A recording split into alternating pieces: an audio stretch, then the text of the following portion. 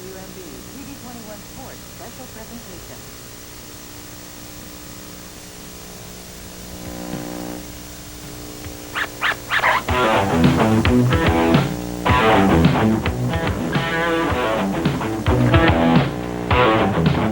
Well, it's Friday, y'all. Time for high school football. Turn on the game of the week. You ain't seen nothing till the fourth down a button, and you're sure to be off your seat like this. That's funny, son. Watch TV21 and a pass and kick you'll never miss. It's fourth down and inches, and the fans are off the benches, and it starts with a little kick. Coach told me to pass this way, block this way, kick this way, tackle this way. Coach told me to hit this way, catch this way, run this way, sack this way.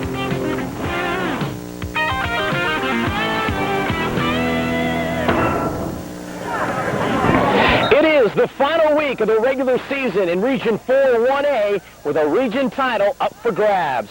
Good evening, everyone, and thanks for joining us along with Lane Harris. I'm Terry Gurn with your game of the week. Johnsonville and Hannah-Pamplico, Lane, two teams that know each other very well. Only 16 miles separating these teams, and it's kind of like playing football against your next-door neighbor. Both of these teams will leave everything they've got on the field tonight to win this game. Hannah-Pamplico has done a great job of putting themselves in a position to play for the region championship.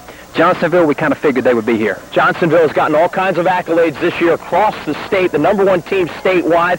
A lot of weapons, great offense out of that wishbone, but their defense isn't too shabby either. They're only giving up 5 points a game. They've got about 3 shutouts they're hanging their hat on. So the defense is the name of the game. Nobody's been able to move the ball on them. Hannah-Pamplico, though, has not given up a defensive touchdown in 3 weeks, so they've got a little bit of a defense to hang their hat on also. I think the key to tonight's game, though, Terry, Hannah-Pamplico needs to stay strong against a very potent Johnsonville defense and keep themselves in this game as long as possible for a chance to win it at the end. It could get ugly here tonight. Rain is expected as Hannah-Pamplico tries to pull off the upset, knocking off the #1 1A team in the state. Johnsonville trying to go 10-0. We'll have the opening kickoff next. This is a WMB Sports exclusive.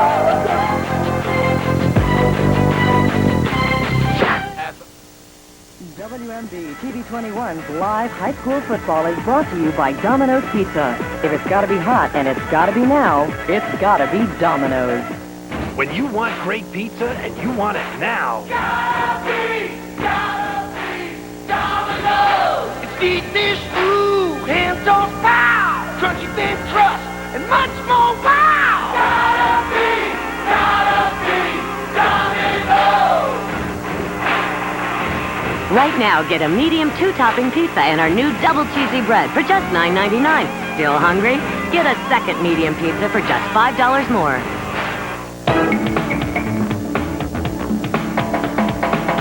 If hair loss is affecting the way you feel about yourself, then do something about it. And it doesn't matter if it's wet or dry, it always looks good, really. And no matter how close you get, you can't tell. Stop asking why me. Call Hair Quarters at 1-800-219-6767. It's confidential and there's no obligation. Welcome back to Johnsonville. Lane Harris, Terry Gurn, glad you could be with us here. Week 10, hard to believe already. So we've already gone through a whole 1995 season, and hopefully with the playoffs right around the corner, we can continue bringing more great high school football action. Johnsonville won the kickoff, but they deferred, and that's a whale of a kick. Received back at the 5-yard line by Jared Davis, and he is stuck at the 20-yard line. Nice hit, actually the 15-yard line, and that's where Johnsonville, or Hannah-Pamplico rather, will set up shop. Brad Girardi, the veteran quarterback, the senior, Bragdon, the fullback, McKelvin and Fleming are the halfbacks. Up front, Lyerly, Birch, Jonathan Munn, Walt Evans, and Josh Poston, and the receivers, tight ends David Hyman and Joseph Bostic. We'll see. First and 10. Red Raiders coming out in the I-pro-I formation. And they work the left side. Quarterback keeps the ball. Girardi gets a couple of yards off the left side. Let's take a look now at the Johnsonville defense, and a good defense it is. Cooper, Maxwell, Ellison, and Mark Rogers-Berry up front. The backers, Garrett Taylor, Andre Brown, Andy Wright, Jamie Tompkins, and the D-backs, Charles Stuckey, Mark Perry, and Toby Davis. Very stingy against the run, less than 700 yards all year, less than 70 a game. Now the Red Raiders going to the wishbone. 2nd and 8, Benji Fleming with the call. You're going to see a lot of runs tonight. Hannah-Pamplico might mix it up a little bit more when they have the ball, but as far as the Flashes go, when they get the football, it's 3 yards and a cloud of dust. More times than not, it's more than 3 yards, though. That's exactly right. Johnsonville, the pass will be a rare bird tonight. The Johnsonville's coming out in a 62 defensive front, so they're going to put a lot of bodies up and try to shut them down on this 3rd down and short. First 3rd down opportunity here for the Raiders. Handoff to Fleming, fighting for yardage, but he's well short of that 1st down, so Hannah-Pamplico will be forced to punt off their first possession. Another nice defensive stand from Johnsonville. They've been doing it all year long, Lane. Exactly. Only giving up 53 points. That's amazing in 9 games. Exactly. And what most teams do is, Terry, they come out and try to establish the run, and eventually they have to scrap that because the Johnsonville defense is so tough against it, so they're forcing teams to go to the air. Although Hannah-Pamplico has the skills to do that with Jawdy at the helm, you want to be able to establish something on the ground offensively. Banningard, the punter, and he booms one deep. Nice. They're going to get away from it. Rolls out of bounds at the 30-yard line, and that's where Jayville will take over.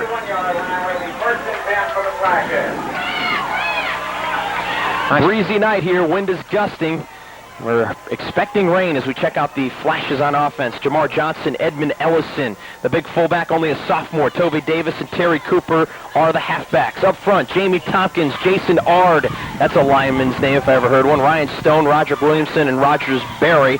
The other tackle, 2 tight ends, Shep Stone, and the split end, actually, Charles Stuckey. Number 2. Opposing coaches have called them the San Francisco 49ers of high school football in the state of South Carolina. They rip it off in big chunks. And the first call goes to Terry Cooper. He gets a couple. Here's the Raiders defense. Andre Fleming, Josh Poston, Shannon Birch, Walt Evans, Jason Flowers, and Brad Drawarty.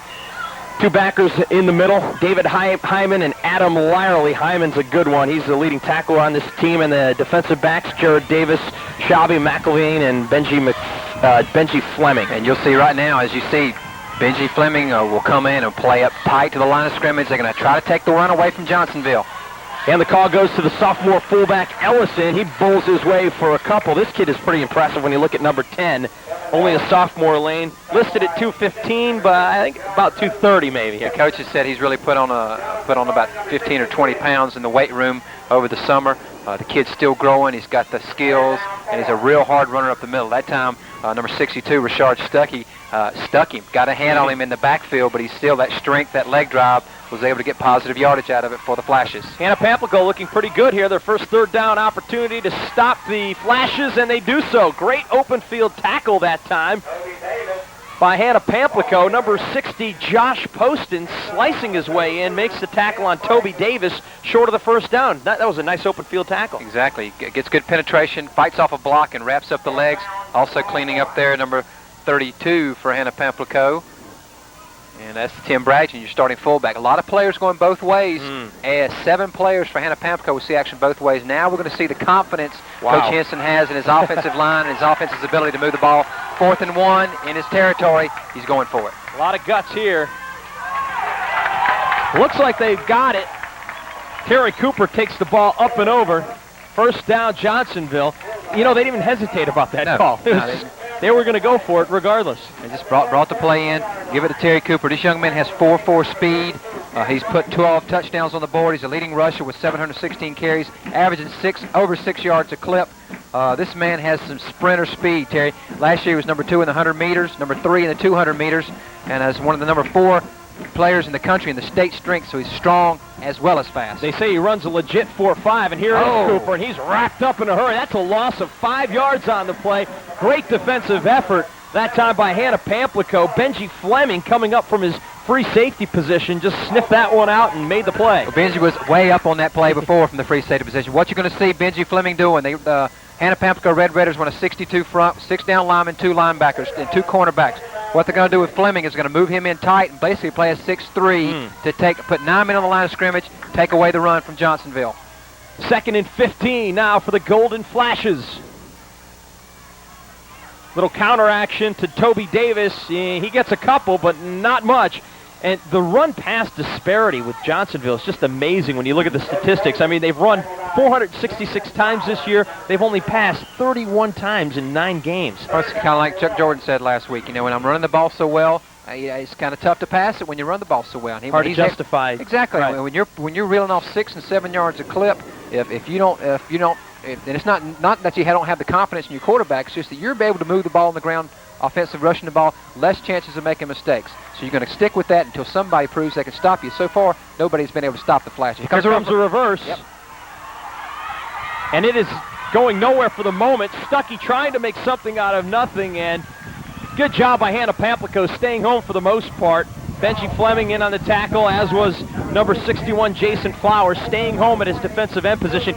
It was kind of slow developing. You could read this one right from the start. You see Tim Brandon, your starting fullback, now starting at defensive outside linebacker. Brad Drawdy also playing that position a little bit, but he stuffs the play out and makes him go wider, keeps him from getting upfield. Didn't make the tackle, but pushed him far enough back in the backfield where it wouldn't be a positive gain there for Johnsonville. So the Raiders hold, and the Flashes are forced to punt.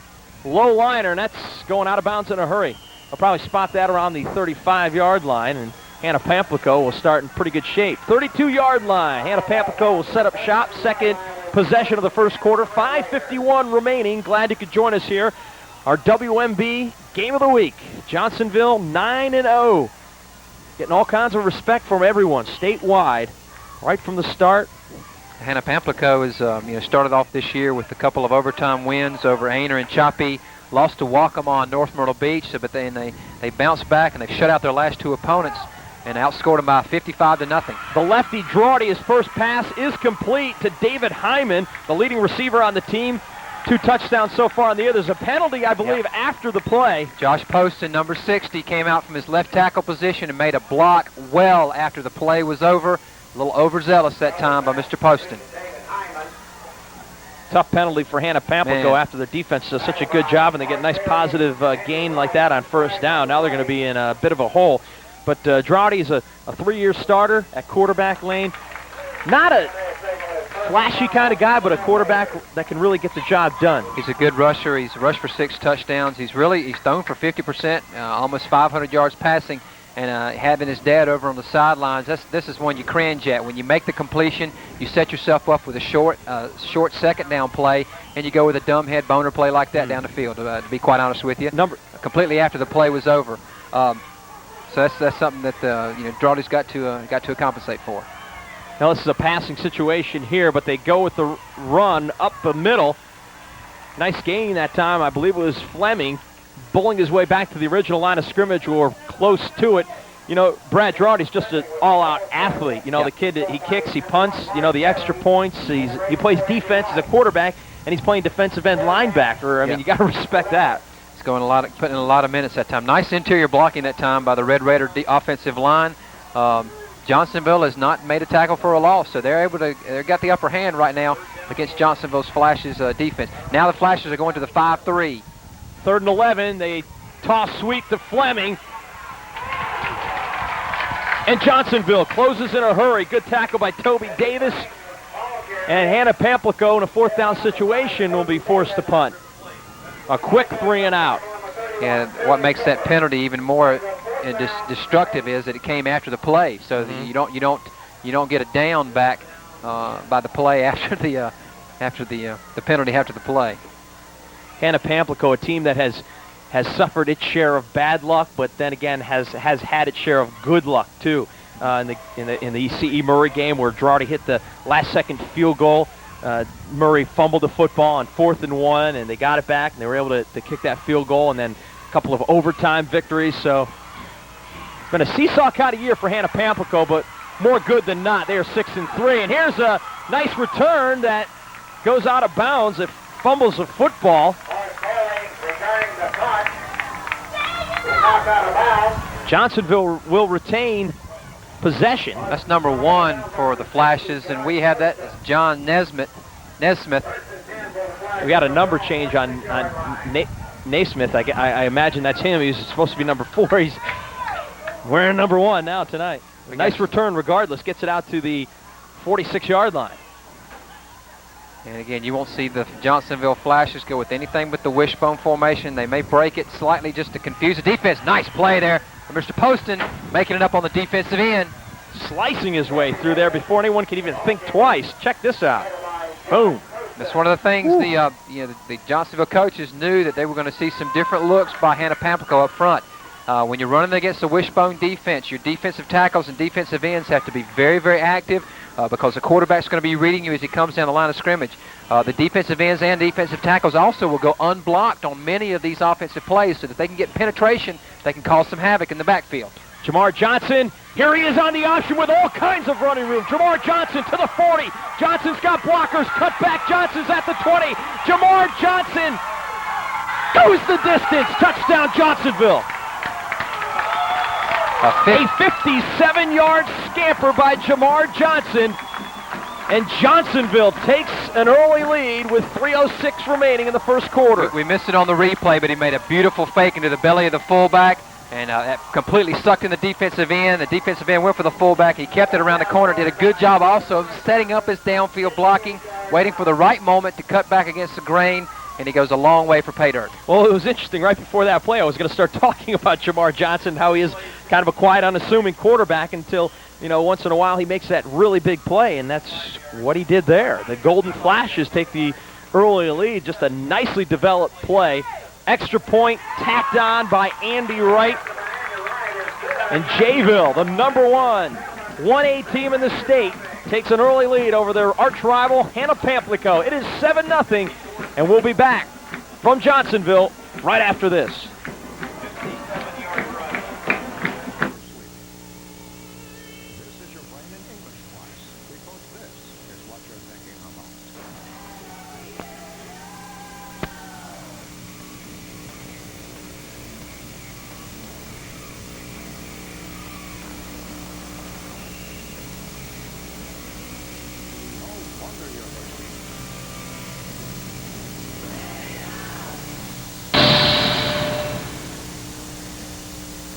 There he is, Mr. Johnson.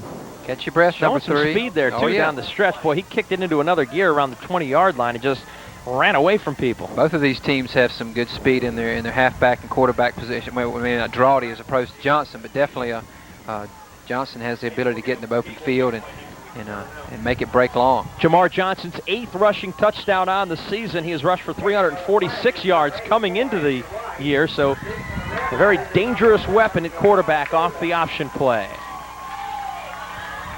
Hannah-Pamplico back deep to receive, but it's a squiver.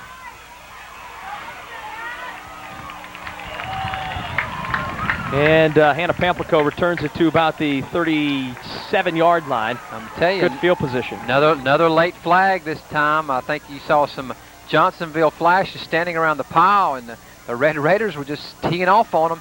It's going to be another personal foul against the Raiders, and Stan Drawdy is over there right now. He's going to start smacking some heads over there because the kids are obviously pumped up and wanting to play, but you're hurting your team with this type of over-aggressiveness. Tough enough to beat a team, the number 1 team in the state. Then when you start killing yourself, it's doubly tough. Here's your scoring drive. 2 plays, less than a minute. 57 yards, that run by Johnson. And Johnsonville takes a 7-0 lead. So Hannah-Pamplico not in a good situation here. 2:59 remaining in the first quarter. It is first and forever. Well, worse than that, you get the squib kick, so you got the ball in good field position. Drawdy going up top, but that was well out of bounds. All right, what we're seeing now is, the opening up of the Red Raider offense. Johnsonville's ready for it. They're well back in coverage and had that play really snuffed out good. There you see the left-handed Drawdy throwing like a fade right out to the sidelines. Good coverage on the outside by Toby Davis, a 6 foot, 145-pound senior cornerback. He's got 3 picks on the year. Hannah-Pamplico in the I formation now. 2 receivers to either side. Drawdy, option left side. He hands it to Fleming, who gains a couple yards, but Lane, he's got some real estate in front of him. He has to get to the 49-yard line here.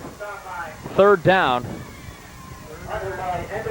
And it is getting very, very breezy here. Yeah, you got a front coming in here, and we hope it doesn't drop a big one on us here. But Johnsonville's got the upper hand. A little shift here, something the Johnsonville coaches expected.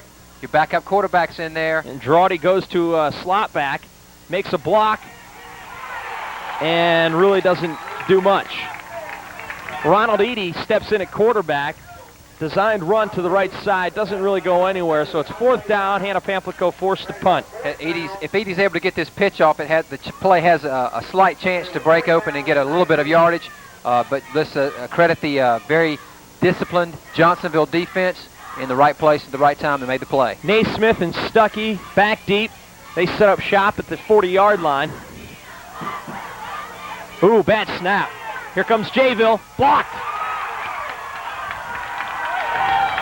Punt is blocked by Garrett Taylor of Johnsonville. And the Flashes are going to take over inside the Hannah-Pamplico 20-yard line. So it's all going wrong right now for the Raiders. And not only that, their punter, number 73, is Herman Cameron, their starting defensive left guard, who really took a jolt on that punt block. The last 2 snaps have come back on the Hannah-Pamplico punts have both been very low. And you see Herman trying to get the ball up.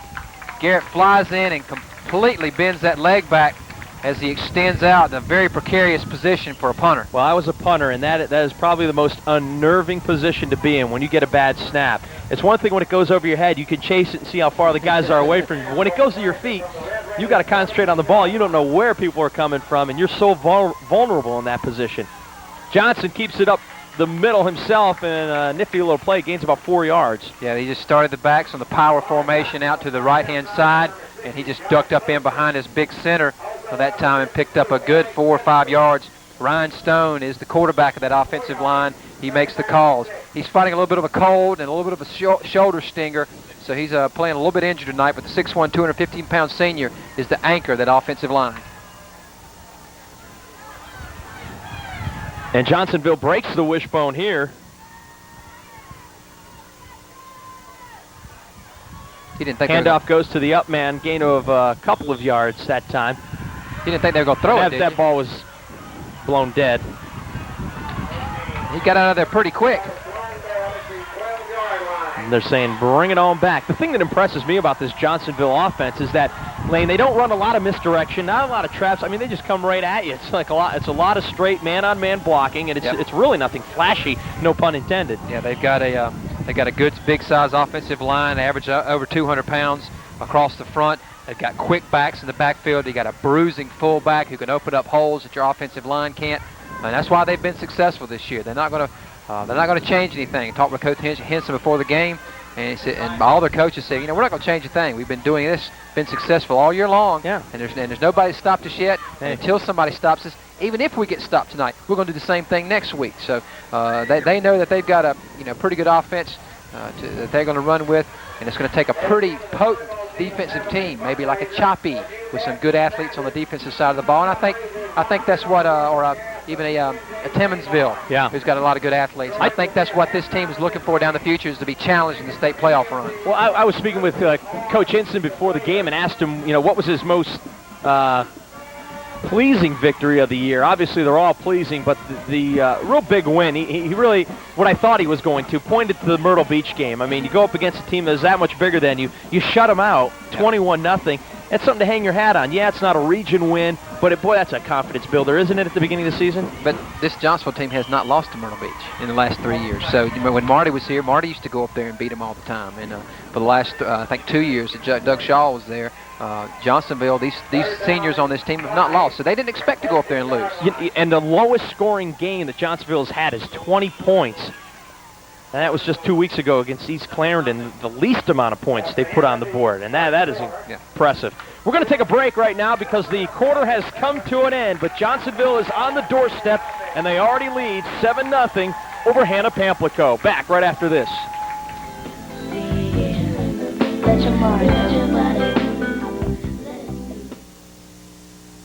Contract Carpets of Myrtle Beach is your full-service floor covering center, featuring a full line of carpets including Monsanto wear-dated true nylons. See our complete display of luxurious Berber by Sutton Mills and our large selection of Congolium vinyl flooring for decorating kitchen and bath areas, flooring for residential, condominium, and business.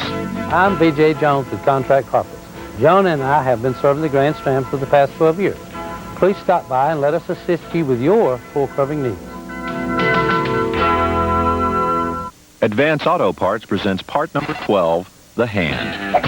A remarkable part of every Advance Auto Parts salesperson, the hand can grasp any automotive situation. My car goes... Instantly, the hand tests the electrical system, removes the dead battery, and with reinstallation, puts in a new Autocraft battery. All you have to do is shake part number 12. Advance Auto Parts. The best part is our people. Welcome back to Johnsonville. Terry Gurn along with Lane Harris. Glad you could join us here. Start of the second quarter. Johnsonville leading Hannah-Pamplico 7-0. It is 3rd and 5. Call nice goes play to Toby Davis, but great defensive effort that time by Hannah-Pamplico. It looked Lyerly. like Lyerly and Flowers also in on the play. Yeah, good play. That brings up a 4th down. Yeah. Raiders win a 7-1 that situation. time. Raiders win a 7-1 that time with Lyerly at the middle linebacker position. What your defensive lineman went in there and subbed out the offensive lineman, and Lyerly, all he did was jump the stack and make the tackle in the backfield. Good form tackle. 4th and 5, your call. What do you do? Well, you got that. What they got to probably do is they're going to break the bone. They're going to break it 2 ways. So they're going to move one of their tight ends out. 12-yard line. They got to get to the 9. A pass. Johnson to pass. Throwing it to the pylon. And that's why they don't pass. Out of the back of the end zone, the intended receiver, number 11, Shep Stone, but it wasn't even close. 4th down, so Hannah-Pamplico coming up, I would say, huge after that, what could have been a disastrous punt block. Lane, you know, that's a nice effort. Yeah, definitely a swing for the Red Raiders. A moral victory, if anything, so they don't give up any points here. Now let's see what Drawdy can do getting these Red Raiders back on track here. Coming out of the eye, the pro eye. And he hands it to the up back, Tim Bragdon, the fullback, and good hard running by number 32, only a junior. He's got 5 touchdowns on the year. Their backfield has accumulated for quite a few touchdowns, actually, 14 between the 3 running backs. Bragdon doesn't carry the ball that much, Lane, but nice run here. Yeah, he had 126 yards in TD last week in their win over Maywood. And Coach Drawdy was very pleased to see him come out. Fleming and McElveen have done most of the damage on that offensive backfield. Bragdon, 5'10", 160, has had his night. Here you see the time of possession just about dead even for both of these teams, and that play is going nowhere. Drawdy hands the ball off that time to number 21, Marcus Reese, and he's stuffed. Got a little bit of penalty. And it looks to be against Hannah-Pamplico. Holding. If you're going to hold, make a hole. Yeah, really. 3 big ones so far against the Red Raiders. And they're hurting themselves, and that's what a good defense will do to you. Yeah. I mean, when they come up there and they put their big bodies up there and they're slamming into you, and they're aggressively stunning up there. As an offensive lineman, sometimes you have to do what you have to do to protect your back and your quarterback. Although if you look across the offensive front for Hannah-Pamplico, you see Poston at 200, Walt Evans at 205, Jonathan Munns 230, 205 and 235. They got some good size up front. That handoff goes to Shabby McKelvin, and he gets just a couple on the play. That's going to bring up 2nd down and 18. Into the game now at free safety, number 42. That's Edmund. For I think that's Chance Blanton in at free safety now. He's been nursing a bit of an ankle injury for the Flashes. There's the pitch to Shabby, goes nowhere. Maybe back to the line of scrimmage, so that brings up a 3rd and long. I would think that Hannah-Pamplico maybe would want to try to get Drawdy rolling out a little bit, Lane, maybe open up some options. We take a look at Doug Hinson, the 3rd-year coach of Johnsonville, doing a great job here with the Flashes. They're thinking state championship here in Jayville. They really, 93, they won it all. Last year they finished second in the region. Trips left here. And Drawdy's looking the hookup route that time for David Hyman, and he was open at the 30-yard line. However, that still would have been 5 yards short of the 1st down. He had a man on the post, and he had Hyman. That's who he tries to hit, and he short arms it just a little. This ball just you saw the nose of the ball as it came out of Drawdy's hand. It just kind of died down, and that kept the ball from getting to his receiver. Looked like they called the Johnsonville defense with their pants down that time. That brings up a 4th and 18, definite punting situation. New punter now. Drawdy is back there, the quarterback. Good snap this time, and he gets off a nice punt. Good spiral, and it takes a Hannah-Pamplico bounce. It's going to go across midfield. And that's some good defense. Well, they gained about 30 yards in the hold on the other end of the play by holding defensively against Johnsonville after the block punt. So they've won a little bit of battle of field position right here. If their defense can hold again and they can keep from committing penalties, they can get themselves in some decent field position. They really blew a big opportunity after the kickoff, when the squib kickoff. They had the ball at the 42-yard line, and the late hit and the penalty ran them back. They really missed a big opportunity that time to gain a little bit. It's still early, but we thought this might be a defensive struggle, too, because both these defenses are pretty good. But good field position here for Johnsonville. The handoff goes to Cooper. Well, he's just carrying people with him. Terry Cooper, yeah, he's got speed, but he's also got some power. Yeah. We talked about his strength, and that's one of the things that is putting Johnsonville on the football map as a 1A power here in the state is their weight training. Weight training is now a class at Johnsonville High School, and these young men attend it vigorously and religiously, according to their strength coach. You get all the information. Oh, you just walk up and say, "Hey, coach, how you doing? Tell me how you doing it." And he says, "We're doing it because the kids are stronger and they're faster, and that's what makes a difference at this level." 2nd and 3, hard running that time by Ellison, the fullback. He's going to be short of the first down, however. Actually, that handoff was to Andre Brown, inserted into the lineup, number 30. Yeah, he gets a couple yards. It's going to be 3rd and maybe a long 2 here. Maybe I shouldn't give away my secrets. I'm no genius. You know, it's great to come here and be able to do a 1A game. You know, we've been doing, the bigger games of the 4A games. Not bigger, I mean bigger schools. But it's nice to come here. Fans love their football here. The stands are packed, and we're seeing some good football. And everything's on the line here. That's right. The winner of this There's game some is a region champion and stays at home throughout the playoffs. And that's what both of these teams are playing for. Everybody kind of thinks, you listen to the radio broadcasters next door, hey, there's no way Hannah-Pamplico's going to win this game. In this type of atmosphere, next door neighbors. You never say never. Exactly right. Never say You got kids on both sides of the ball, and like I said in the pregame, they're going to leave everything on the floor, on the field tonight. Hannah-Pamplico is not going to roll over and play dead for this Johnsonville team.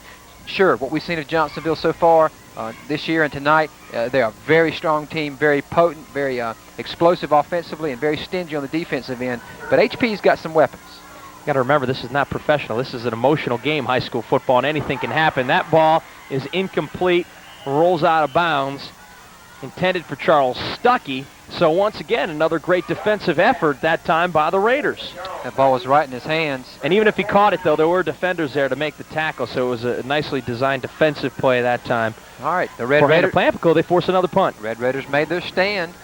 Now, if they can get a little bit of a punt return or get themselves a little bit of field position and give Brad Drawdy and his offense something to work with. Hannah-Pamplico is 3-1 in the region, and you say, how can they win the region if they have a loss? Well, they win it on head-to-head competition, so that's how that works. They lost 3 weeks ago to East Clarendon, a game 8-0, where they outgained East Clarendon 315 to 140 yards, and lost on an 80-yard fumble recovery for a touchdown by East Clarendon. And it's just a heartbreaking type of loss where you move the ball up and down the field. You're not able to get in the end zone. You fumble the ball when you get down the red zone, and it was just a total explosion that time by the Red Raiders. That's what coaches they should have won. That's when coaches wake up in the middle of the night in a cold sweat. With flashbacks of a nightmarish game. They see a game, they're on the 20-yard line, get ready to go in to score, and all of a sudden the ball's on the ground, the guy picks it up and goes 80 yards and puts you out of your misery real quick. Yeah, it's almost, sometimes it's almost better you can accept like a beating when you get really thrashed than you can a fluky kind of loss when you've manhandled the other team and that was a perfect example of it right there too. Last week against Maywood, Hannah-Pamplico piles up 467 yards of total offense. So these guys can move the ball. Whether they can move it against Johnsonville is yet to be seen. We have seen some flashes. The fullback Bragdon's made some nice runs. Drawdy has been able to get back in the pocket and have some time. He's got to hit his receivers. And Hannah-Pamplico, they started out in the wishbone, and they do that shift once again. Ronald Eady comes up to quarterback. Eady on the keeper right side. He's got some running room, and a gain of about 6 yards. So probably their best offensive play since that pass that was completed but called back on a penalty. So Ronald Eady shifts into quarterback. It's something different we haven't seen yet this year, Lane. Nice little short side option. He made a nice kind of a banana move as he goes around the end that time. I'd like to see him maybe take that ball a little more straight down the line of scrimmage and see if he can get upfield a little quicker. Good speed that time by Eady. He's only a freshman, 6 foot, 175 pounds. You got to like that ninth grader coming in there to play for you. Now Hannah-Pamplico switching things up. Twins to the left, lone setback, and they hand it off to Bracton, the fullback. And that play was going nowhere. So they're showing the flashes, a lot of looks here. I got to assume that's part of the plan. And again, the coaches were expecting that. They were going to be prepared for basically anything because Hannah-Pamplico is going to do everything they can to confuse the Johnsonville defense. That time was a nice play by Mark Rogers-Berry, the outside, playing in the middle linebacker position. And see if you see Mark Rogers-Berry force this ball loose before he hits the ground. Brandon goes into the pile. Ooh. The ball was on the ground there. Nice pickup. There's the option, and there's a fumble. Ball on the ground, scooped up, and look out, a sea of black. It's the Johnsonville team portrait. Shabby had nowhere to go. It was. Good pickup by Jerry Hudson, our producer, to get that fumble. Recovered by Hannah-Pamplico, and maybe it was just as good they didn't because that was a big-time loss there. Fourth and forever, punting situation. So we have a punt fest here. 5:37 remaining before halftime. Difference in the two defenses. What we saw that time from the Johnsonville defensive end, he came in quick and made Brad give up that ball. Brad pitched the ball way out in front of his back. On the other hand, what we're seeing on Hannah-Pamplico, they're allowing Johnson to come down and make the reads and get outside. Let's see if the defense is going to adjust. Straughty with no rush whatsoever. End-over-end punt. Naismith lets it go and a huge roll.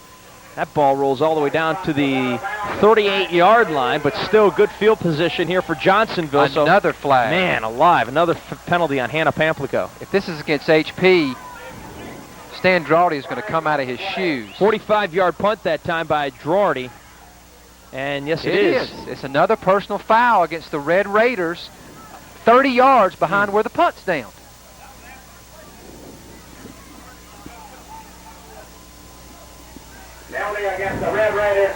That's the fourth penalty against Hannah-Pamplico.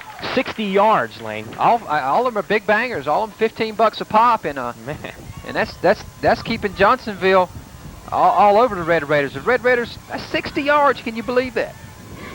I can't believe the extracurricular activity that has continued to go down. Maybe this is where the rivalry comes in. Yeah. Hey, you beat me last year. I'm going to take my shot at you this year. But these are obviously getting kind of cheap on the Red Raiders side. Need to clean the thing up and play the game. You got the skills, guys. Just do it. Maybe talk a little smack down there. Twins left. I formation, handoff to the up back. Great defensive play by number 73, Herman Cameron. He's back. 71 tackles he came into this game with and 7 sacks. Cameron, you recall the punter who was injured earlier? Well, he's not injured anymore. 6 foot, 200 pounds. It's a big one. Had 7 sacks, as you said. Only a junior. He'll be making his presence known next year for Region 4 opponents. A nice little submarine move, got into the backfield and botched that play from the start. Nice Hannah-Pamplico again, as you see, Terry, 9 men, 3 yards off the ball. Yep. Johnson gives to number 5, Toby Davis. He keeps his legs a-churning, gets about 4 yards. Another thing you won't see this Johnsonville, they don't put the ball on the ground at all. They do a great job of ball control, of taking care of the football. Johnson, beautiful at the execution of the fakes in that wishbone. That's what you have to have. Execution and timing in that wishbone is so crucial. And on the other end of the spectrum, they take the ball away. I asked Hinson, I said, do you really have 21 fumble recoveries? He says, yeah, maybe more. I mean, that's astounding. So their giveaway-takeaway ratio is certainly in their favor. And they've worked with great field position here all first half. 3rd and 7. And Hannah-Pamplico holds once again. They're just pounding those two backs right up into the middle, and they're trying to soften up the middle of that Hannah-Pamplico defense. Jonathan Munn is 6'5", 225-pound junior on the other side of Herman Cameron, so they've got some good size up front there. Jason Flowers, Josh Poston. We'll see a little bit of Eric Mincy in there. I don't think he's in there right now. And then you got Lowerly back there at 6'2", 235 playing the linebacker. So they've got some good beef up front. Johnsonville's 0 for 5 on 3rd down conversions, but here's 4th down now. They made it last time they tried it, but, well, they could have got it this time on a second effort by Andre Brown. I don't think so. I think he's short. The spot's going to be short of the 36. Oh, you're right. That's going to turn it over. Whoa, and it does. Johnsonville turns it over on downs, and I tell you what, Lane, you're Hannah-Pamplico. You go into halftime, even if you don't score here with 3:30 remaining, you're a happy bunch of guys. We can stop them. That's Sure. exactly what the Red Raiders are saying now. Hey, we can stop them. We can stop them on 4 downs and keep them getting their first down yardage. If they can just stop the boneheads here and get something established here offensively. Let's see if they open up this attack. Johnsonville's been looking for this. Teams cannot run against the Flashes defense. They have to pass, and here goes Drawdy. The timing pass. Oh, and it's dropped. That was a good ball. You ain't kidding. Oh, boy. You're not going to get a Morris chance. Kelly was up and out there, and Morris couldn't hang on. Morris is averaging 23 yards a catch. He could have really padded his stats. He's had 6 catches for 140 yards and a TD, and he dropped one right there. You're not going to get many opportunities against the Flashes to catch one like that, Morris. You got to cash in on it, bud. Good timing pass by Drawdy, who has 5 touchdown tosses on the year with only 3 interceptions. Nice separation that time also from Kelly. Ran right past Toby Davis to get open.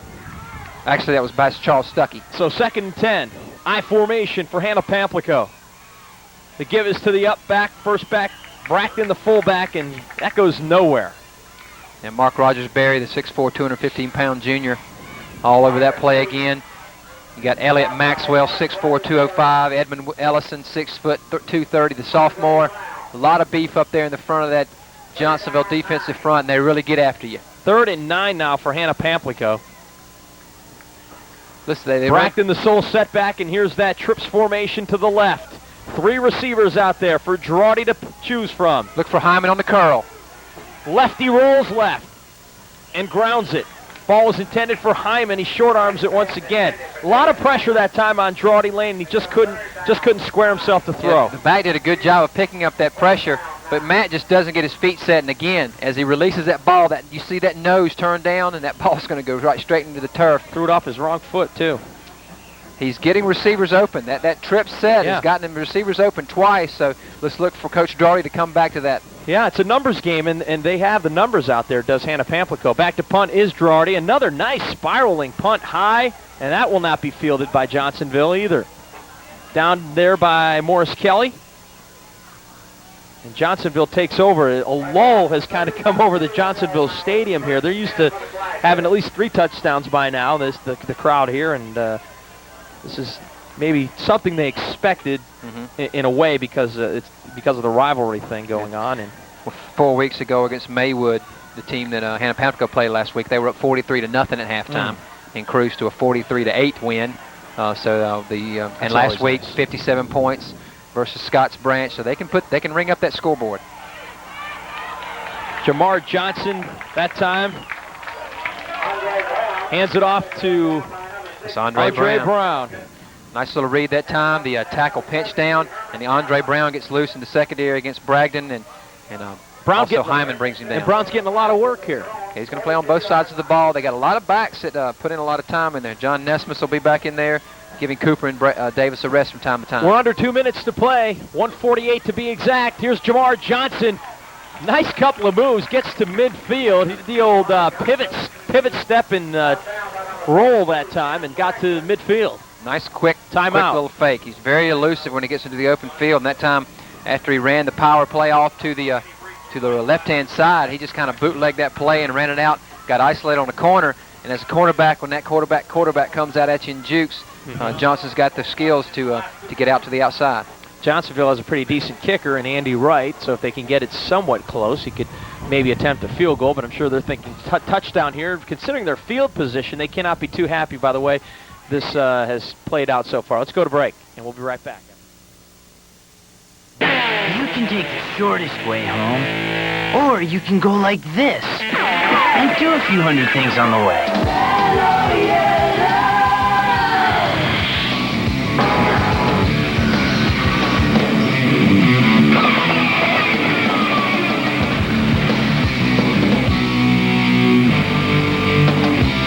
No wonder you're thirsty.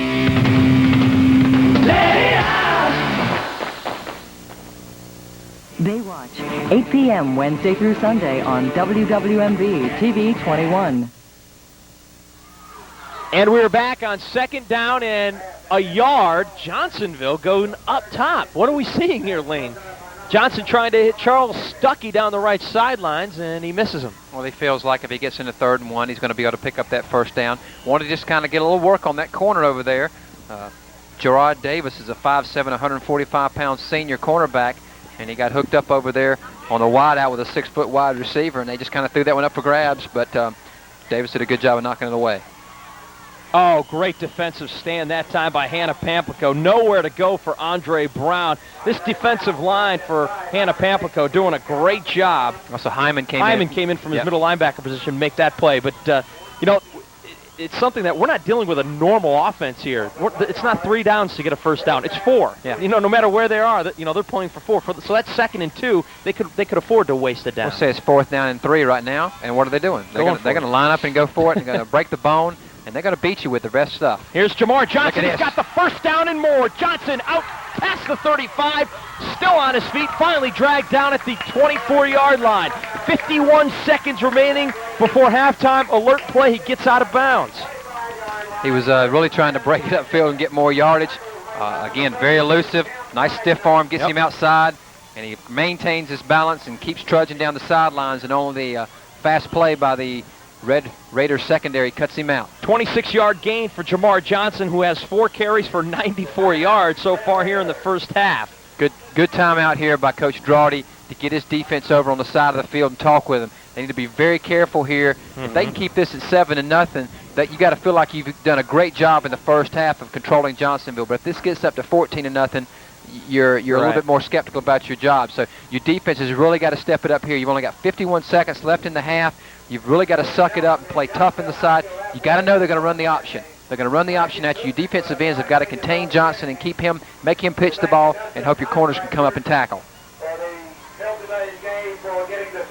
I believe that was the first, actually the second 4th down conversion for Johnsonville. They haven't had a 3rd down conversion yet on the night, but you know, 3rd down is considered a 4th down for these guys because, actually 2nd down, because they always use 4th down as their extra down. They don't punt the football unless it's 4th and very, very long. 1st and 10. Wishbone behind Johnson. Here comes Options left. Gives it to his sophomore fullback, Ellison. He pounds his way for a few. Clock continues to tick, though. Keep that in mind. 42 seconds. Johnsonville's got to hurry things up here. And Johnsonville does not have the no-huddle luxury like we saw at Conway last week. You got to go in the huddle, call your play, break it out, and get up the line of scrimmage. That's a good 10, 15 seconds 32 you lose seconds with every play. We're at 30 seconds. Continue to tick down. Here's Jamar Johnson. He gets to the 15-yard line, gets the first down. And they call a timeout here. 21 seconds now remaining. Boy, Jamar. And he does have the first down, barely, I believe. Yeah, Jamar Johnson's just really got some quick feet. And when he gets into the middle of that Hannah-Pamplico defense, everybody kind of stands around and waits to see who he's going to come to because you don't want to lunge at him and get nothing but air. I think they're taking a timeout here for a measurement because it's awfully close. Yeah, the Hannah-Pamplico defensive coordinator, Tim Watson, Van Coleman handles the defensive line. I think that's Coach Watson there bringing his squad over, and they're going to talk it over. Big defensive series here. They need to keep Jayville out of the end zone and keep this thing tight. Well, how's this for a little bit of disparity? Johnsonville, 41 rushing touchdowns on the season, 2 passing. 42 now if you count Johnson's in the first quarter. That's just amazing. And they've only given up 5 touchdowns rushing this year, 3 by the pass. So you're looking at a total of scored 43 touchdowns, given up only 8, and that's why they're 9-0. And that's why they're the #1 team in the state. And it's going to basically everybody's going to have to live up to them, and they're going to be the goal that everybody's going to be reaching for as they go through the 1A playoffs. Ranked right up there in the coaches poll too, getting a lot of respect from the coaches. 4th in the coaches poll. 3rd and 1, they didn't get the first down. And the handoff up to about the 2-yard line. That time the clock continues to tick, though. Terry Cooper takes it down to about the 2, and they just got the timeout called late. 15 seconds remaining. Boy, Coach Drawdy, you need to beef up whatever you got in there. Put it in there against him. Put the kitchen refrigerator in there and try to keep Jayville out of the end zone here. You do not want this demoralizing touchdown to come on right now. Well, they're spotted at the 3-yard line. conceivably you have two plays here. One of the things that Johnsonville does, and knowing that when they come into the game, they're going to be looking at 6- and 7-man defensive fronts, is they don't have the real wide splits. These offensive linemen, their feet almost touch. As a matter of fact, sometimes they get the two guards will get right behind the center to try to keep penetration, especially when you get down this goal line situation. You're going to see Hannah-Pamplico, the Red Raiders, are going to come out with probably a gap 8 defense, put a man in every gap, and try to submarine in there and take away this option. I was going to say they do that so the defense can't shoot the gaps. Exactly, but you're going to have a cornerback and outside linebackers and inside linebackers that can come up and put people on the ground. First and goal from the 3. The pitch is to Cooper. Terry Cooper. He's in for the touchdown with 10 seconds remaining before halftime. That's just the offensive front for the Flashes doing the job. Roderick Williamson, Mark Rogers-Berry, they ran behind Ard and Tompkins over on the right-hand side and just plowed back into the Red Raiders and pushed it into the zone. And by the time number 79, Adam Lyerly, got over there from his outside or his right inside linebacker position, it was too late. Tackled him near the end zone, and a good hard run that time by Terry Cooper gets in for the score. Johnsonville trying to tack on the extra point here from Andy Wright. The big play being the 4th down run by Johnson to pick up about 30 yards at midfield. It is good. Johnsonville with what could be a demoralizing touchdown right before halftime. Takes a 14-0 lead over Hannah-Pamplico. Officially 11 seconds remaining before halftime. Well, now Coach Drawdy and his defensive coordinators did everything they could to try to keep this from happening, but now you just you're putting everything on the emotional level of the kids right now. How are they going to respond to this? Are they going to tuck their heads and go into halftime with the lip poked out? Are they going to be able to try to build on something and try to get a little fire in their eyes and see if they can come out in the second half with a little more heat?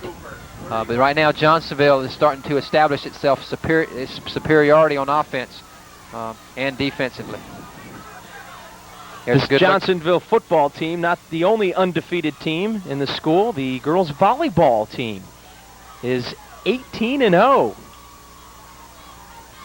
Coach gave me a call last night, and she says, hey, we're 18-0, we're in the playoffs.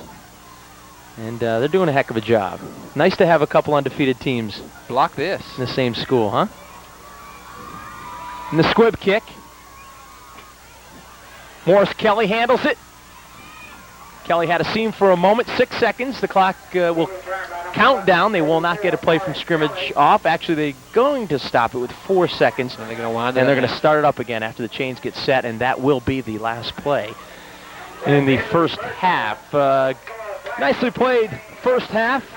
Region 4A. The title is on the line. And so far, undefeated Johnsonville is in control. 14-0 over Hannah-Pamplico at halftime. We'll be back with halftime activities right after this.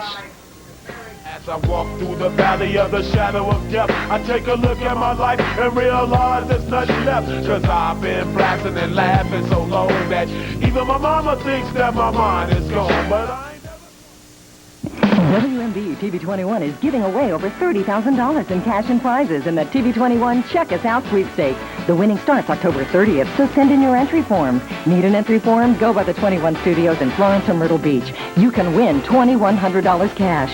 His and her cellular phones from Cellular One of Myrtle Beach. A camper from Brown's RVs. Furniture from Parrott's Furniture Warehouse. Or 2 tickets from Myrtle Beach Jet Express. Just enter, watch, and win the TV21 Check Us Out sweepstakes. Enter today. Jack's Mobile Home Supply. Now, you know Jack's is where to get your Miller heat pump that'll keep you cool this summer and warm this winter. But did you know Jack's Mobile Home Supply has everything you need for your mobile home, including storm windows and doors, underskirting, 14-foot carpet and vinyl, fiberglass tubs, even power company approved service poles? Let's see that one more time. If you didn't catch all of that, just head out to Jack's Mobile Home Supply, where you can ask for the man in charge. Or see the women who know what's going on. Jack's Mobile Home Supply, East Palmetto between the Highway Department and the flea market. Advance Auto Parts presents part number 14, the brain. An active brain, like those found in Advance Auto Parts salespeople, is capable of analyzing any automotive problem. I can't understand why I'm losing compression. In a millisecond, the brain is working, computing options, calculating dimensions, until it comes up with the solution, allowing part number 12, the hand, to take over. Advance Auto Parts. The best part is our people. Set your alarm. Get out early. And Be the first to take advantage of your Low Country GMC truck dealer's authorized model year-end clearance. All 95 Sonomas, every 95 Sierra, all 95 Safaris, every 95 Jimmy. This is the time to save. Every 95 model has to go. Drive away in a new 95 GMC truck during the authorized model year-end clearance at your Low Country GMC truck dealer. Hadwin White, Colonial, Long Street, Bell and Bell, Mullins, and King GMC.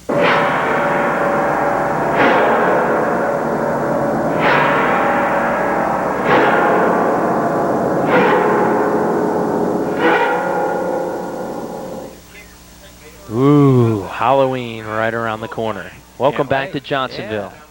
Lane Harris along with Terry Gurn, and a pretty entertaining first half of football. Hannah-Pamplico hanging tough until Johnsonville punches in that second touchdown to make it 14-0. Earlier in the first quarter, Hannah-Pamplico did a good job, Lane, of stopping Johnsonville until Jamar Johnson took matters into his own hands. You saw Mr. Hyman get sucked in by the belly play inside, and that allows Johnson to get outside where he turns on the juice and outruns all the Red Raiders secondary, sets up a nice block, and you see Cooper downfield setting up a block, and he just outraces the secondary into the end zone, 57 yards out. Pulls away from Shabby McKelvin, number 20, right down the stretch and jumps right into the end zone. That gave Johnsonville a 7-0 lead, and of course they scored their second one with only 10 seconds remaining before the half. Here's a look at the first half statistics. First downs for Hannah-Pamplico, only 1, and their rushing yards 29 and none through the air. The big stat, you got 1 turnover for Hannah-Pamplico. It didn't really hurt them. The penalties, 4 penalties for 60 yards, kept them botched up deep in their own territory most of this first half and kept them from getting any type of penetration into Johnsonville territory. Time of possession is not that much of a disparity there. The rushing yardage, you got to figure that you're not going to come in and rush for a lot of yardage against the Flashes. And one thing about those penalties, Lane, is that they always came after a positive play from Hannah-Pamplico. It wasn't like a throwaway penalty. They were certainly bad timed penalty. No penalty is good, but when they come at a bad time after you do something good, it's doubly worse. Well, we've got a moment now. We can listen in on the marching band from Johnsonville as they entertain us here at halftime.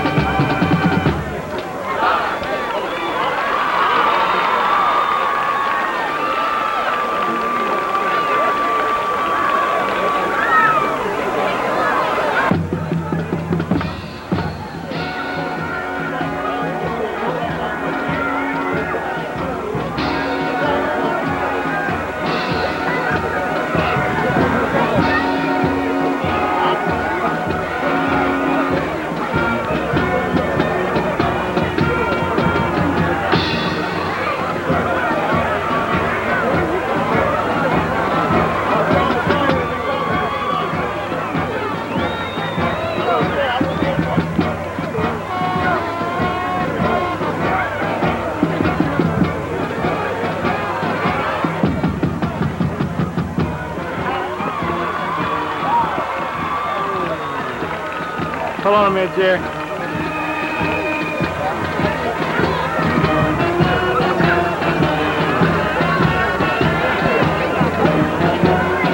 The Johnsonville band doing a great job. A lot more other games going on tonight. Plenty of them going on. Matt Pensick is hanging out in the zone, and we're going to take a break, and we'll be back to check in with Matt to see what else is going on. More halftime activities from Johnsonville right after this.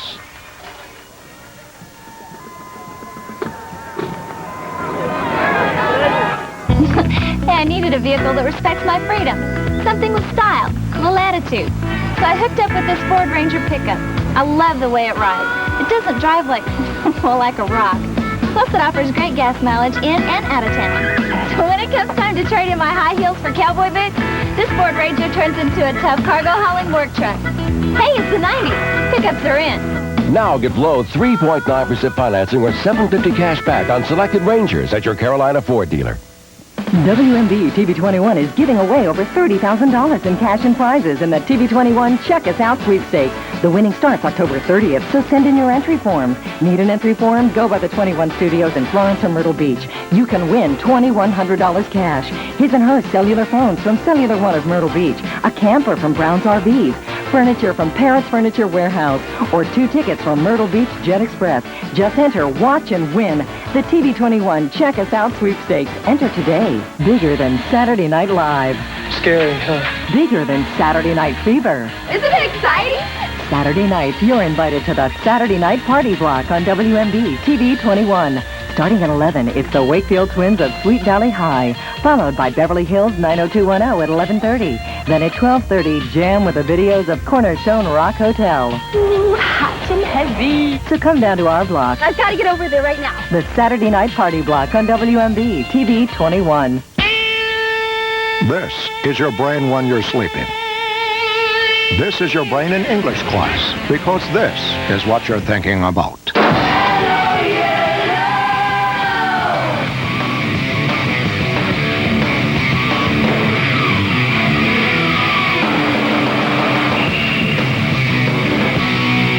No wonder you're thirsty.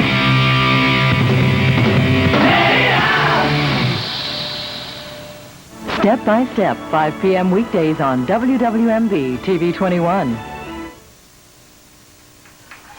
The Johnsonville band getting a nice hand from the crowd here as they wrap their show up here at halftime. Plenty of other games going on. Hard to believe it's week 10 of the high school football season already. For most teams, it is the last game of the regular season, except for Region 5 4A. They'll play another week, and then it's playoff time. Matt Pensick is standing by in the zone to fill us in on all the other games that are going on this Friday night. Thanks, Terry. In addition to your game, plenty of other region titles will be decided tonight. We start in 6-3A, where the Marion Swamp Foxes under head coach Bob Rankin look to win that region crown. But first, they must travel to their arch rivals, the Mullins Auctioneers. Also, the Conway Tigers in Region 5-4A, they still have one more game to go after this week, but the new #1 team in the TV15 coaches poll paid a visit to Florence this evening. They were taking on the West Florence Knights. The team they replaced at the top of the poll, the Hartsville Red Foxes, are home this evening. They are hosting South Florence, and the Dillon Wildcats, they are on the road in Bennettsville. They're taking on the Marlboro County Bulldogs. So we'll have highlights and scores of all those games, plus a preview of Clemson's game at Georgia Tech Saturday afternoon. Plus, it should be a wild shootout in Tennessee as the Volunteers host the South Carolina Gamecocks. Steve Tannehill and Peyton Manning, two of the best quarterbacks in the country, will be putting the football in the air. So stay right here. We're on at 11:15 following the night beat. Bob Mahalik and myself in the zone. Now back to Jay Bill and you, Terry Gurn. All right, thanks a lot, Matt. If you didn't get a chance to check out the zone yet this season, do yourself a favor and turn on over to TV15 at 11:15 for the Friday night end zone. Matt Pensick and Bob Mahalik. All the scores and highlights, interviews, and much, much more. Looking forward to that Tennessee-South Carolina game tomorrow, Lane. Interesting matchup there. It's going to be a shootout. You know that. It's just a matter of can South Carolina put up as many points. You know they can put up as many points as Tennessee. Can their defense stop Peyton Manning? All right, somebody asked me today, can you believe they're talking Heisman Trophy for Steve Tannehill? I said, well, Sure. the number he's put up over the last 2 weeks, if he can do that over the next 2 weeks, Tennessee and Florida, if he can do that again, then I'll talk to you. But until that happens, we're going to have to kind of sit still and hope that the Gamecocks can finish up strong and get a respectable bowl bid. Well, we've got more high school football to talk about. Another half of football from Johnsonville. And there you see the score. The home team on top of Hannah-Pamplico 14-0. And we'll be back right after this.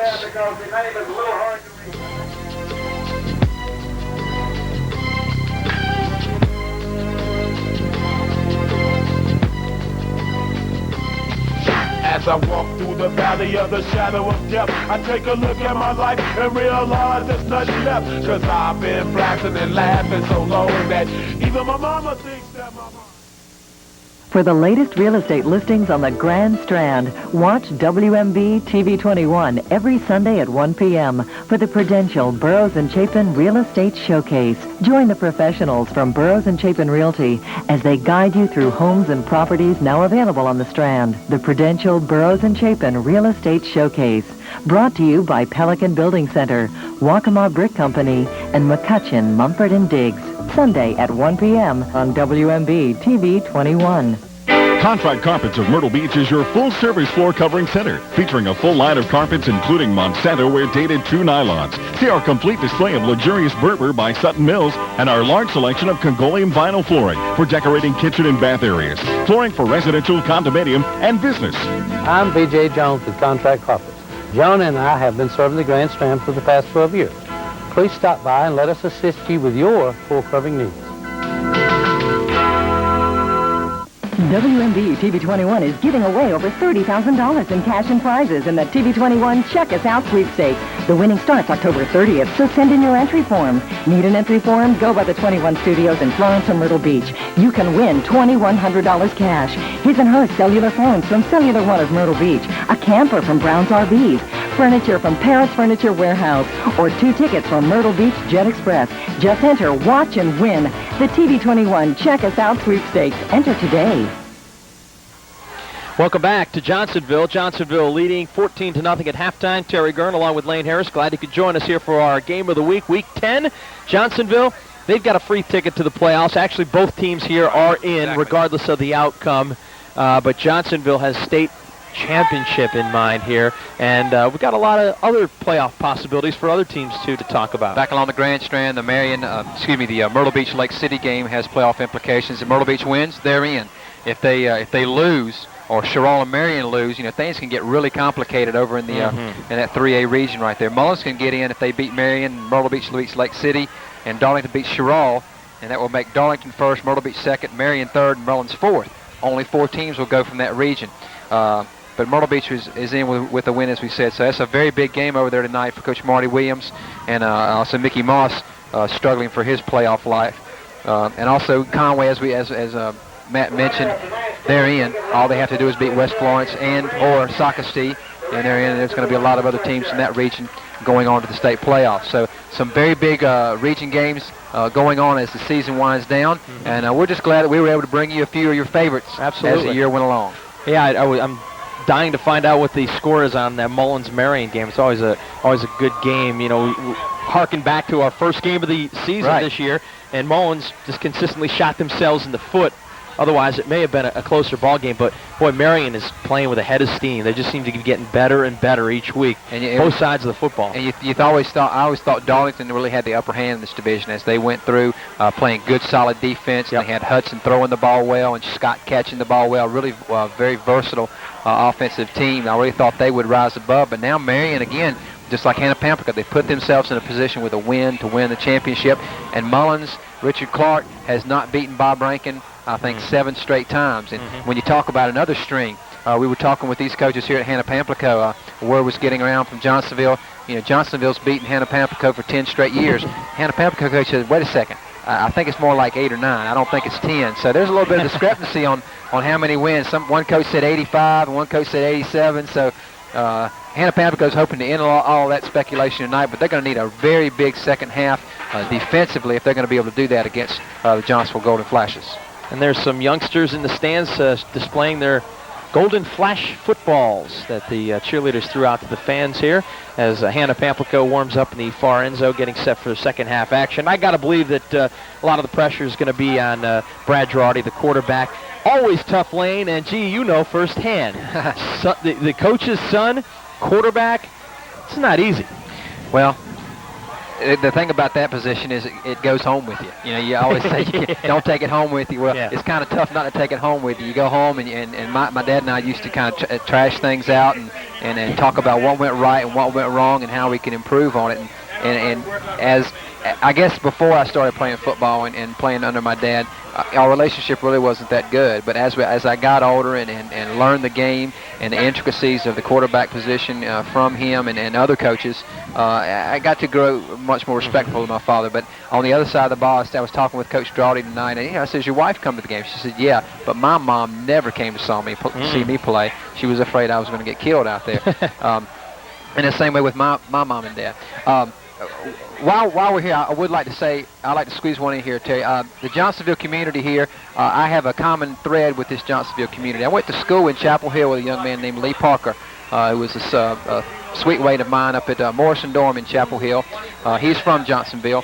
He passed away a few years ago from cancer, and I want to tell everybody who knew Lee Parker in Johnsonville that I knew him, and he was a dear friend of mine, and I miss him just as much as you do. Not to get down on a down note, but this Johnsonville community is up and behind this football team. But as I came to Johnsonville tonight, Lee was one I was thinking about, as I'm sure the people in Johnsonville are too. Well said and well taken.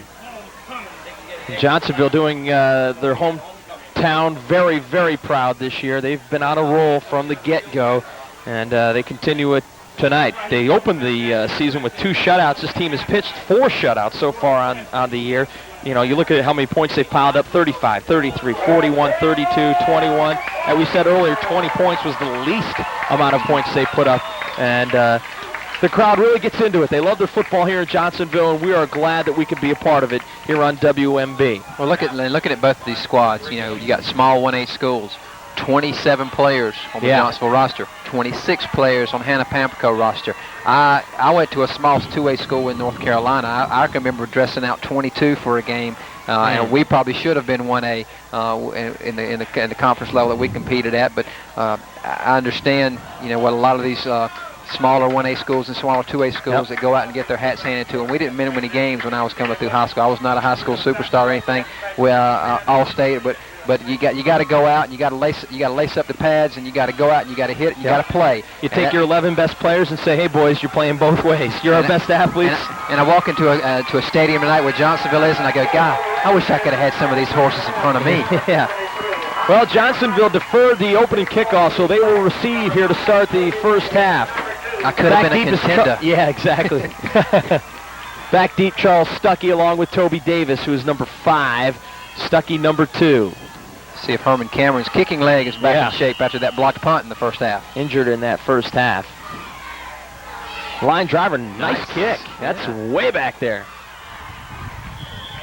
And Stuckey alertly stays in the end zone for the touchback. So Johnsonville will set up shop at their own 20-yard line.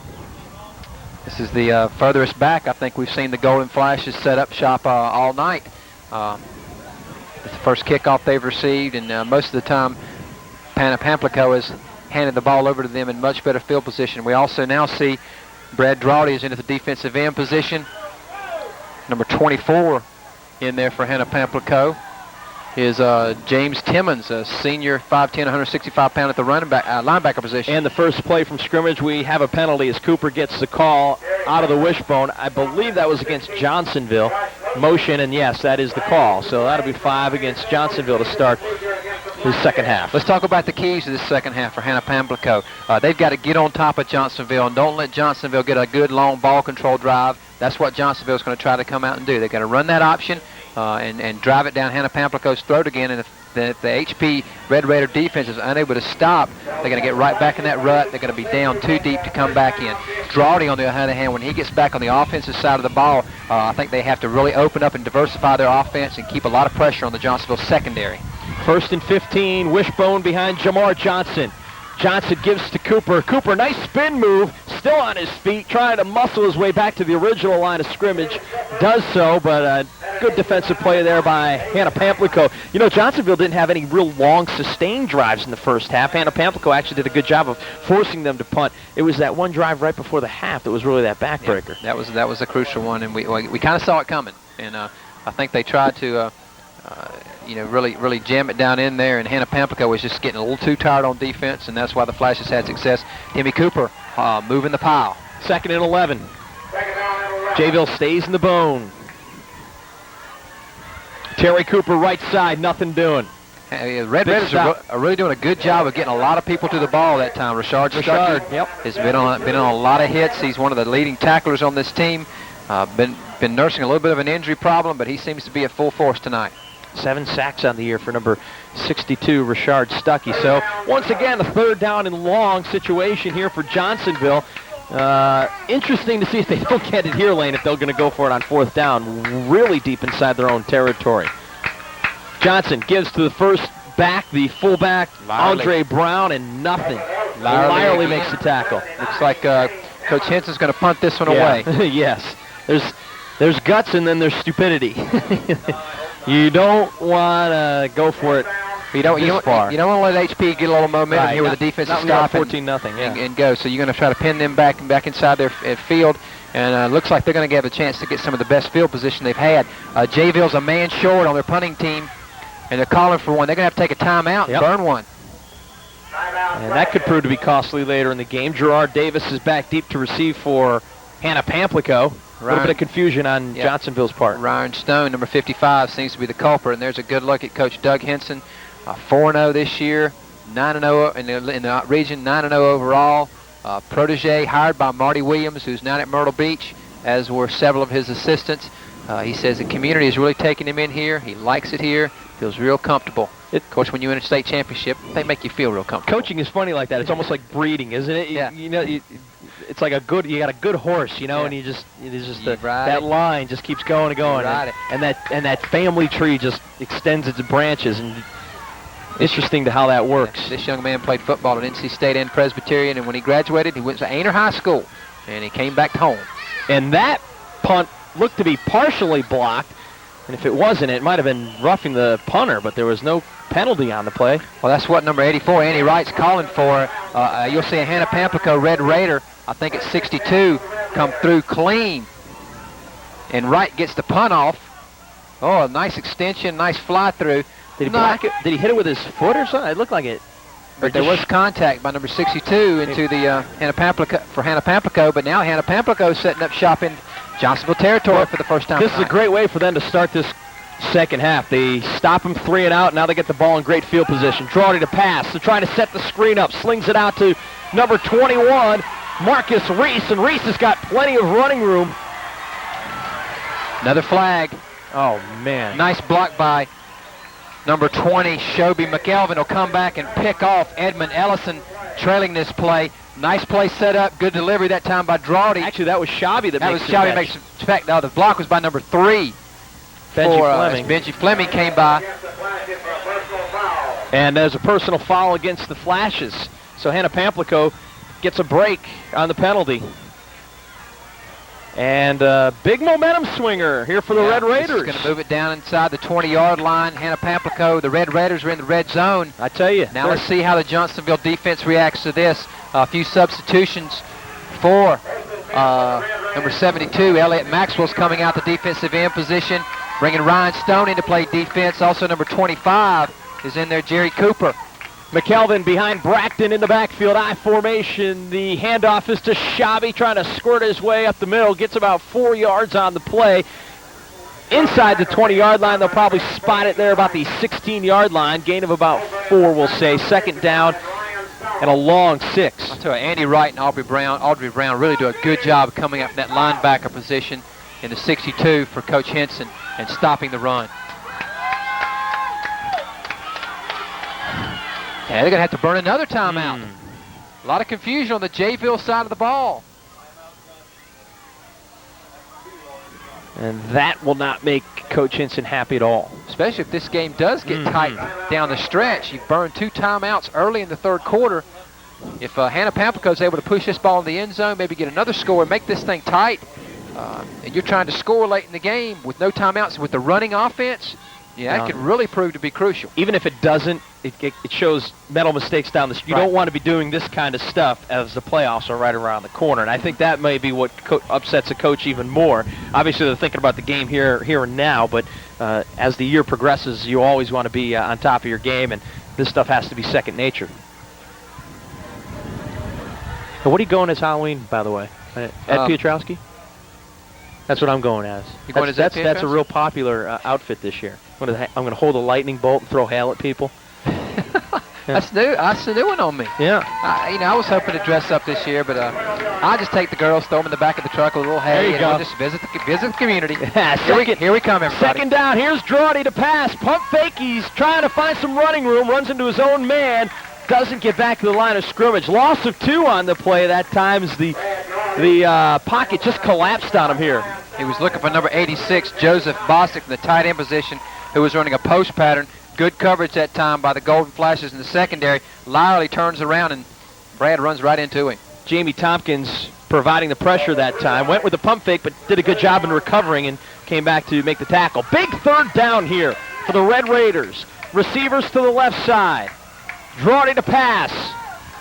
Firing it down the middle. It is caught by number 9, David Hyman, and Hyman is close to a first down. They're going to call a hold on number 21, a personal foul. Reese. An ejection. Number 21, Marcus Reese, throwing him out of the game, and it's going to take that play and nullify it. I got to be honest, I didn't see what happened. Did you see what happened? I don't know, but Shabby McElvin was all over him after he did it, so it was something very obvious. Yeah. Let's see what happens here as Brad Drawdy delivers the ball. Throws a punch, face mask, and an open hand, and that'll get you tossed. That's a good call. That's a good call. And another bonehead for the Red Raiders. Man alive. Boy, that's when you don't even want to go to the sidelines. You just want to walk right to the locker room. I'll be down here on the end of the bench, Coach. Yeah, if you need me. Exactly. Boy, 5 penalties, Lane, for 75 yards, Hannah-Pamplico. He just got his fanny chunked, and for good reason. Now, that could be the turning point of the game here. It's 3rd and forever now. They have to get to the 6-yard line. They're at the 32. Drawdy, the timing pattern, no one there. The receiver broke in. He threw deep. 4th down. That's the read play as a offensive wide receiver. You break out, and with the quarterback takes away your outside, you do the quick post route. And that time, what Brad saw and what the receiver saw were 2 different things. I say punt the football. You got to try to get it in that coffin corner. Your defense is playing well. Try to pin him back. You have to. Let's see if we can see that play again on the previous play as Brad releases the ball over the left-hand side. You see a wide open punch right in front of the official. You can also pick a better place to do it, my friend. At least look around and see if you're covered. Let's take a break here. We'll be back when it's 4th down and long for Hannah-Pamplico.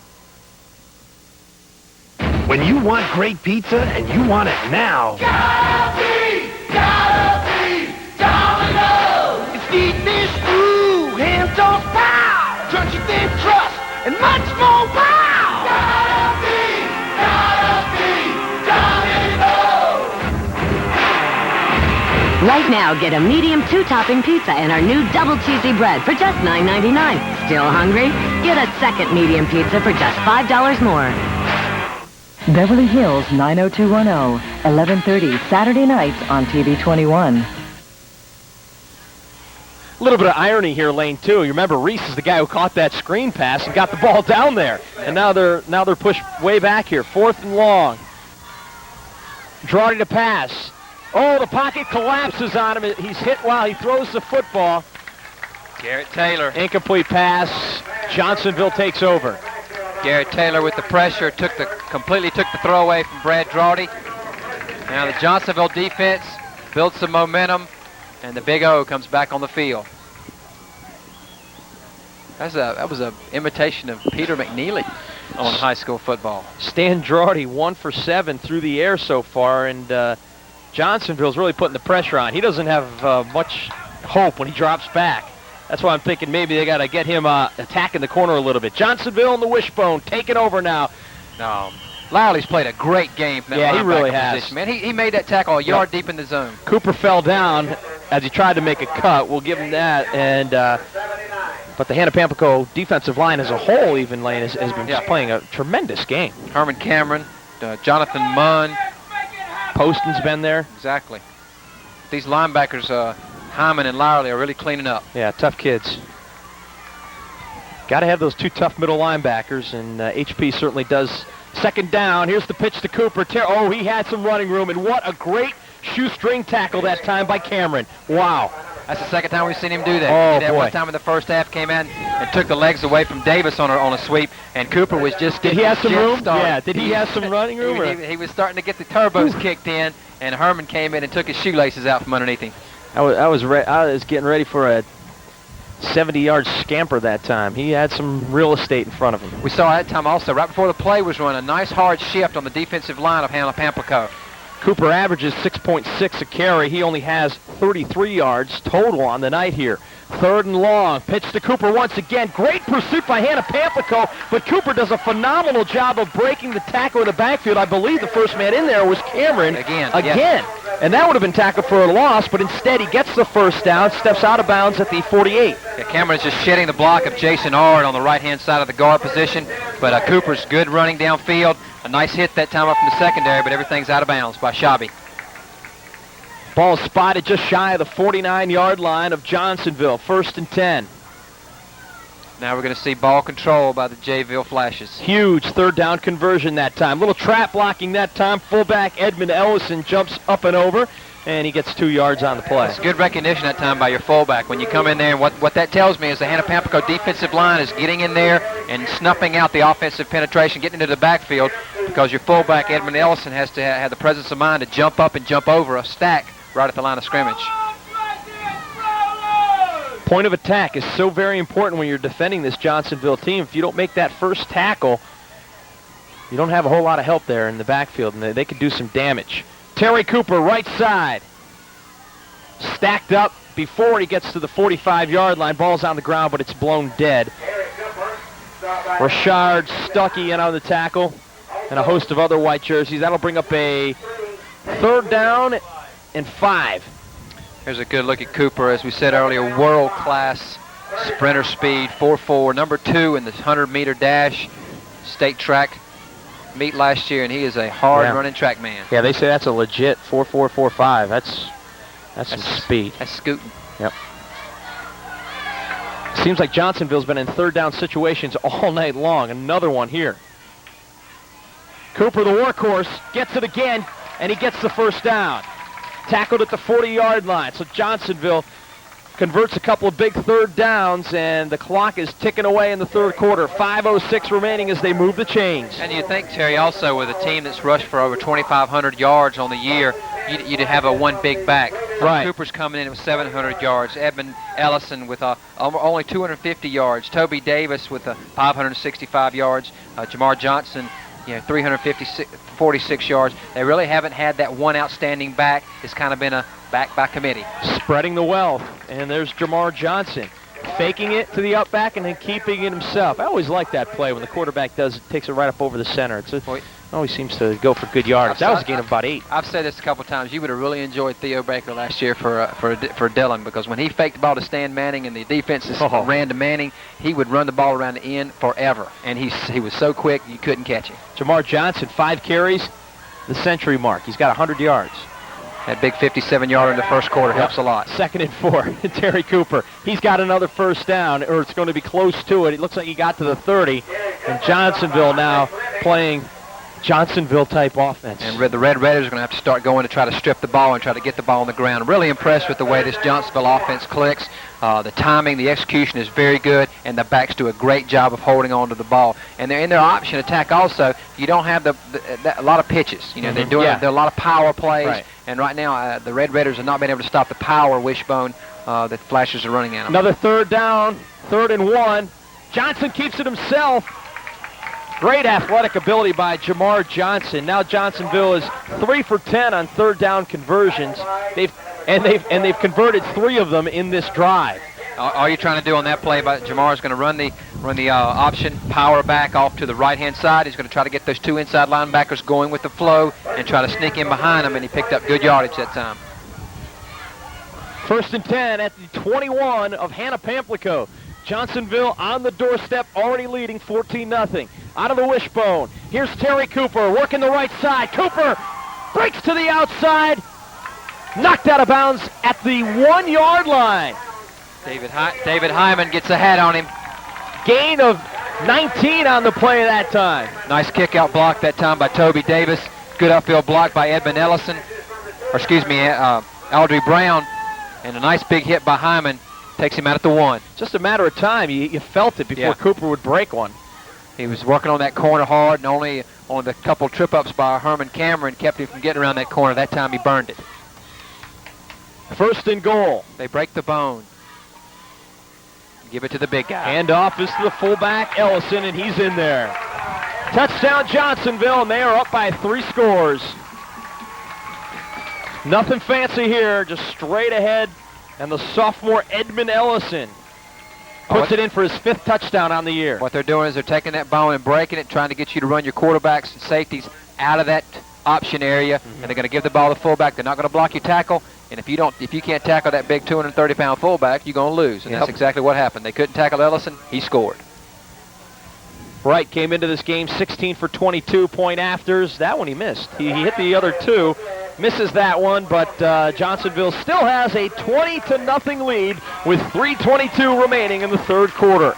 We'll be back at Johnsonville. Hannah-Pamplico trying to stay alive right after this. You say the old TV set just isn't making it these days? Well, hey, there's good news. All this month, it's National Trade-In Days at your Curtis Mathis dealer. That means you could get up to $200 for your old TV or other home entertainment product. So drop in today and find out what yours is worth. You could make the deal of a lifetime. And you wouldn't kick about that, would you? Come to Curtis Mathis in Darlington Front. We'll treat you right. Sweet Valley High, 11 p.m. Saturdays on TV 21. Well, they're celebrating here in Johnsonville, but it's not over yet. Well, if you could ever use a kick return, now would be a good time for Hannah-Pamplico. Well, Johnsonville last year's playoffs, first round of the playoffs, had 3 kickoffs returned for touchdowns, in and one they game? got shocked. Yes, sir. Wow. First round of the playoffs, a very strong Johnsonville team really got blasted out of the playoffs last year. I can't remember the name of the team that did it, but I think this year's Johnsonville team is a bit better. I'll talk about another 1A team that's always does well is Timmonsville. Talk about that in a moment after we look at the scoring drive. 11 plays, 69 yards. Now that is a Johnsonville drive right there, Elaine. You got that right. Chewing up clock, chewing up yardage. But Timmonsville, year in and year out, puts in a good effort, and they've won the region already, and they're just gearing up for the postseason too. Saw them last year in the state championship game versus Choppy, a classic matchup of very strong running teams, and we look for them to be there again this year. Look at this. The pass is completed to David Hyman in a wonderful individual effort to get out past the 45-yard line. So something positive here for Hannah-Pamplico here in the 3rd quarter with 2:47 remaining. Yeah, not something positive. Nobody took a punch at anybody either. No flag. 21-yard gain. Drawdy to Hyman. Let's see if they can build on this. Let's see. We've seen Brad go back in the pocket. Johnsonville's done a good job of flushing him out when he wants to get back in there, but you've got to establish something offensively here. And it is going to be tougher to throw the football because the wind is gusting down there big time. And that may have something to do with the errant throws we saw by Brad earlier. Exactly. When you throw it into a wind, that's the first thing. If you don't put a lot of steam on that ball, it's going to go straight down. You know, we maybe should have alluded to that earlier in his defense, because a lot of those balls really just died, and it looked like the wind had an effect on that, just blowing them right down to the turf. I don't want to jinx ourselves here, but we have been lucky so far. No rain, but it is certainly windy. 2nd and 10. Hannah-Pamplico. Here's Drawdy. Quick slings it out to Hyman once again. Good move by David Hyman. Number 9 gets the first down. 39-yard line of Johnsonville. Good recognition that time by Hyman. He saw the change, saw he had the first down, saw contact coming, and rather than get the strip, he just laid down the turf and picked up the first down. Okay, Drawdy, let's see if we can build on this. Bring another receiver into the game. They're going to bring in number 86, Joseph Bostic in, and they're going to bring another offensive lineman. That's Jody Poston, the sophomore, coming in. Brother of Josh Poston, I would assume. 7-9 has been a good connection in this drive. Hannah-Pamplico in Johnsonville territory. 1st and 10. The pitch is to Shabby. Trying to find an alley. Gets about 3 yards on the play. So a couple passes, come back with the run. Let's see if they come back with the pass here, Lane. Yeah, beautiful play that time by number 59, Jamie Tompkins. Really stretched that sweep out. He was looking right into the eyes of the fullback, Tim Bragdon, that time, and really held Bragdon up at the line of scrimmage and forced Shabby to cut back inside. And by the time he did that, inside pursuit was there. Shabby McKelvin getting a lot of work tonight. 563 yards on the season coming in, and they've spread the wealth, too, on offense, Hannah-Pamplico. 451, 405, and 563 respectively to the 3 backs. Here's Drawdy to pass again, throwing it up top, timing play. He's got his receiver. Oh, and the ball is dropped. Jared Davis was out there. Tough catch. If he made it, would have been a nice one. Had a hand on it, but couldn't hang on. Yeah, just as this ball goes over his shoulder, he kind of gets turned a little bit. Beautiful pass, beautiful delivery this time by Drawdy. This ball is not only going to be caught by his receiver or dropped. No chance for the defender to get to it. Unfortunately for the Red Raiders, the ladder option turned up. That's a nice pass. Good spiral in this wind. Hung it up there, and it had a nice trajectory. Came right down. And like you said, it was either caught or incomplete. Big 3rd down here. Ball slung out to the receiver, number 24 for Hannah-Pamplico. It's going to be very close to a 1st down. The Red Raiders say they have it. We see the Drawdy's arsenal starting to open up, hit his receivers. That was Davis again, actually. Or Morris Kelly. Tough to tell when they're at the far side. Actually, I think it was Morris Kelly who made the catch. Needless to say, it's 3rd and short now. They're going to take a measurement lane, see how close this actually is. This gives the Hannah-Pamplico Red Raiders a chance to regroup. It's very short. And they're going to be in a position where they can pick up this 1st down and keep the chains moving. Try to establish something here and get on the board. 4th down, you got to go for it. Obviously down by 3 touchdowns. But what we've seen now is the game started out as a defensive struggle. Johnsonville's running attack, chewing up the clock. Now we're going to start to see the Red Raiders open things up. The clock's going to slow down a little bit, make this 4th quarter a little longer, but they've got to get on the board and put some pressure on Jayville. Well, this will be the final play of the 3rd quarter, no doubt. 4th and inches for Hannah-Pamplico. They need a 1st down here desperately. They fumbled the football. He fumbled it. Didn't even get the snap from center.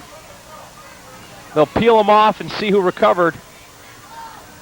Looked like a quarterback sneak all the way, but Drawdy fumbled the football. He didn't need but about 2 inches. And they're going to have to measure it again. Yeah, he just fumbled it forward and fall on it, and you get the 1st down. So Hannah-Pamplico did recover it. Now it's just a matter of did they recover it in the right spot. Now I can see Brad underneath that pile trying to push that ball up, and it's short. He lost yardage. Bad break for the Red Raiders. Of course, they haven't had many good ones tonight. No, they haven't, and the 3rd quarter comes to a close. We'll be back with 4th quarter action from Johnsonville right after this.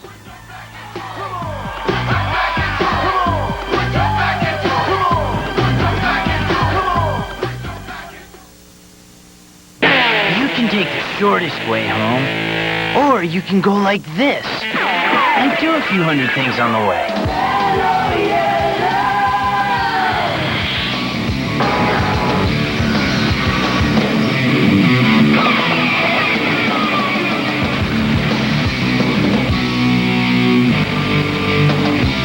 No wonder you're thirsty.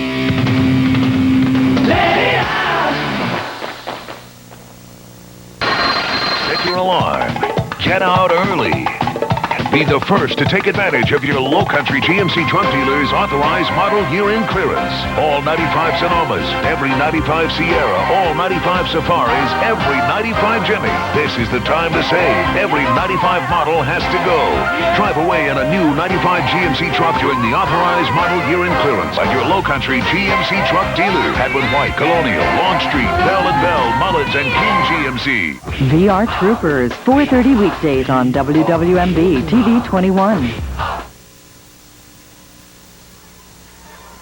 We are back in Johnsonville and Lane right now. Hannah-Pamplico is bleeding in a pool with great whites all around them. I mean, right now Johnsonville is smelling blood. This is a perfect situation for Johnsonville. And right now, with a lead, and you get to run the football. Yeah. And what I see on the another penalty. Sorry to interrupt. On the Red Raiders side of the field, I see a lot of heads hanging, a lot of chins drooping, and what we're going to see here, there's going to be another personal foul, unsportsmanlike conduct against the Red Raiders. Add them up, Terry. 90 yards. 90 yards now. It's getting uglier. These kids need to start playing for a little pride now. Develop a little composure.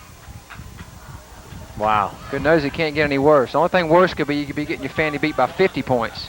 You've done a great job of staying in this game, keeping the score close. Exactly what we talked about. Right. Being in a position to win the game late. The Peter McNeely ejection last quarter kind of kept him out of the end zone for that one score. And had it hadn't been for that, you could be looking at a 14-7 game, and that's the kind of game you can stick around and win. Exactly. Johnsonville now is in Hannah-Pamplico territory at the 48-yard line. The hand is to Davis. Toby Davis trying to get to the outside, but the tackle is made there by number 9, David Hyman. Toby Davis, a 6-foot, 145-pound senior, had 3 touchdowns last week in the win over Scotch Branch, 11 on the year. And he's averaging more yards than Cooper is per carry, 6.7 per carry. He's also had 3 receptions for 42 yards. Johnsonville won this game last year, 28-12, a closely contested ball game. And this one was close for a while, but now Jayville is really taking control, flexing its muscles. There's Davis once again pounding his way out past the 40-yard line. He'll be shy of the first down by about 1.5 yards, maybe 2. We're also starting to see Stone and company, those offensive linemen up front, really start to get a surge into the Red Raider defensive front. Liley's going to come out of the game now and into the game for Hannah-Pamplico. How about number 52, Jason Ard? You can't have a last name like that and play any other position except right guard. That's right. It's like an unwritten, you just have to. It's just a great lineman. It's the law, you have to. Ard. Little misdirection for the first time, right? Yeah. Terry Cooper, and maybe they should just keep that one in the playbook. Didn't go anywhere. Like Coach Henson said, okay, we've run everything else tonight. Let's see if this one works. Something new, right? It really just is amazing when you watch Johnsonville Lane. We talked about it earlier. I mean, it just they threw in that reverse earlier, but other than that, it's just straight ahead smash mouth football, and it works. Yeah, when you're preparing for these guys, you look at the tape and go, hey, they run the option outside, the option inside. They got a veer option. You got a power pitch sweep. You got a power run. They call it smash, and they've been smashing the Red Raiders all night. 4th and 4. There's the smash again. Toby Davis, good second effort, but he doesn't get the first down. So Hannah-Pamplico defense, they hold once again. And how many times have they done that? I mean, how many times have they done that tonight? They've been able to make the 4th down stop and get the turnovers. I think 3 times they stopped them on 4th down. And the way this score looks like, it looks like they didn't stop them all night. But I think what you'll see tonight when Coach Drawley looks at this film is that, mistakes killed this ball club. Well, now they're in the hurry up. No huddle and look out. Drawley had pressure on the outside, gets it to Hyman. Good breaking tackle there by David Hyman. Gets the first down. The kids put in a great effort, and that was a good ball by Drawley because he had weak backside pressure. He could feel it, and he got rid of it. I really like the way Hyman runs with the ball after he catches it, too. There he's a good look at number 9. The leading tackle on this team with 68 tackles, 4 sacks. Leading receiver. Really done a good job of getting the ball and getting downfield with it. And the second half, as Drawley has opened up his attack. Good athlete. No huddle offense. You're getting the plays from the sidelines. A la Timmy Lee. Third-year starter, Drawley, the senior. They try the old pitch option to the right side. Shabby McKelvin's got some running room. And he makes it inside the 25-yard line before he's shoved from behind by number 42 for Johnsonville, but not after he gets the first down. This thing just kept going. 22-yard gain. Nice crackback that time by Morris Kelly. Took out some inside pursuit, and Shelby just outran right around the corner. Picks up good yardage downfield. Where's this been all night? Oh, absolutely. 2 plays back-to-back. Now let's see if Hannah-Pamplico they can keep it going without getting a penalty. They're down 20-0. Pass is out to Morris Kelly. Kelly splits the defense, still on his feet, gets down to the 16-yard line. Doesn't get out of bounds, so the clock continues to tick. Gain of 6. Nice looking play we're seeing. A little bit of Drawley's arsenal. He's got one-on-one coverage up on the top of the screen.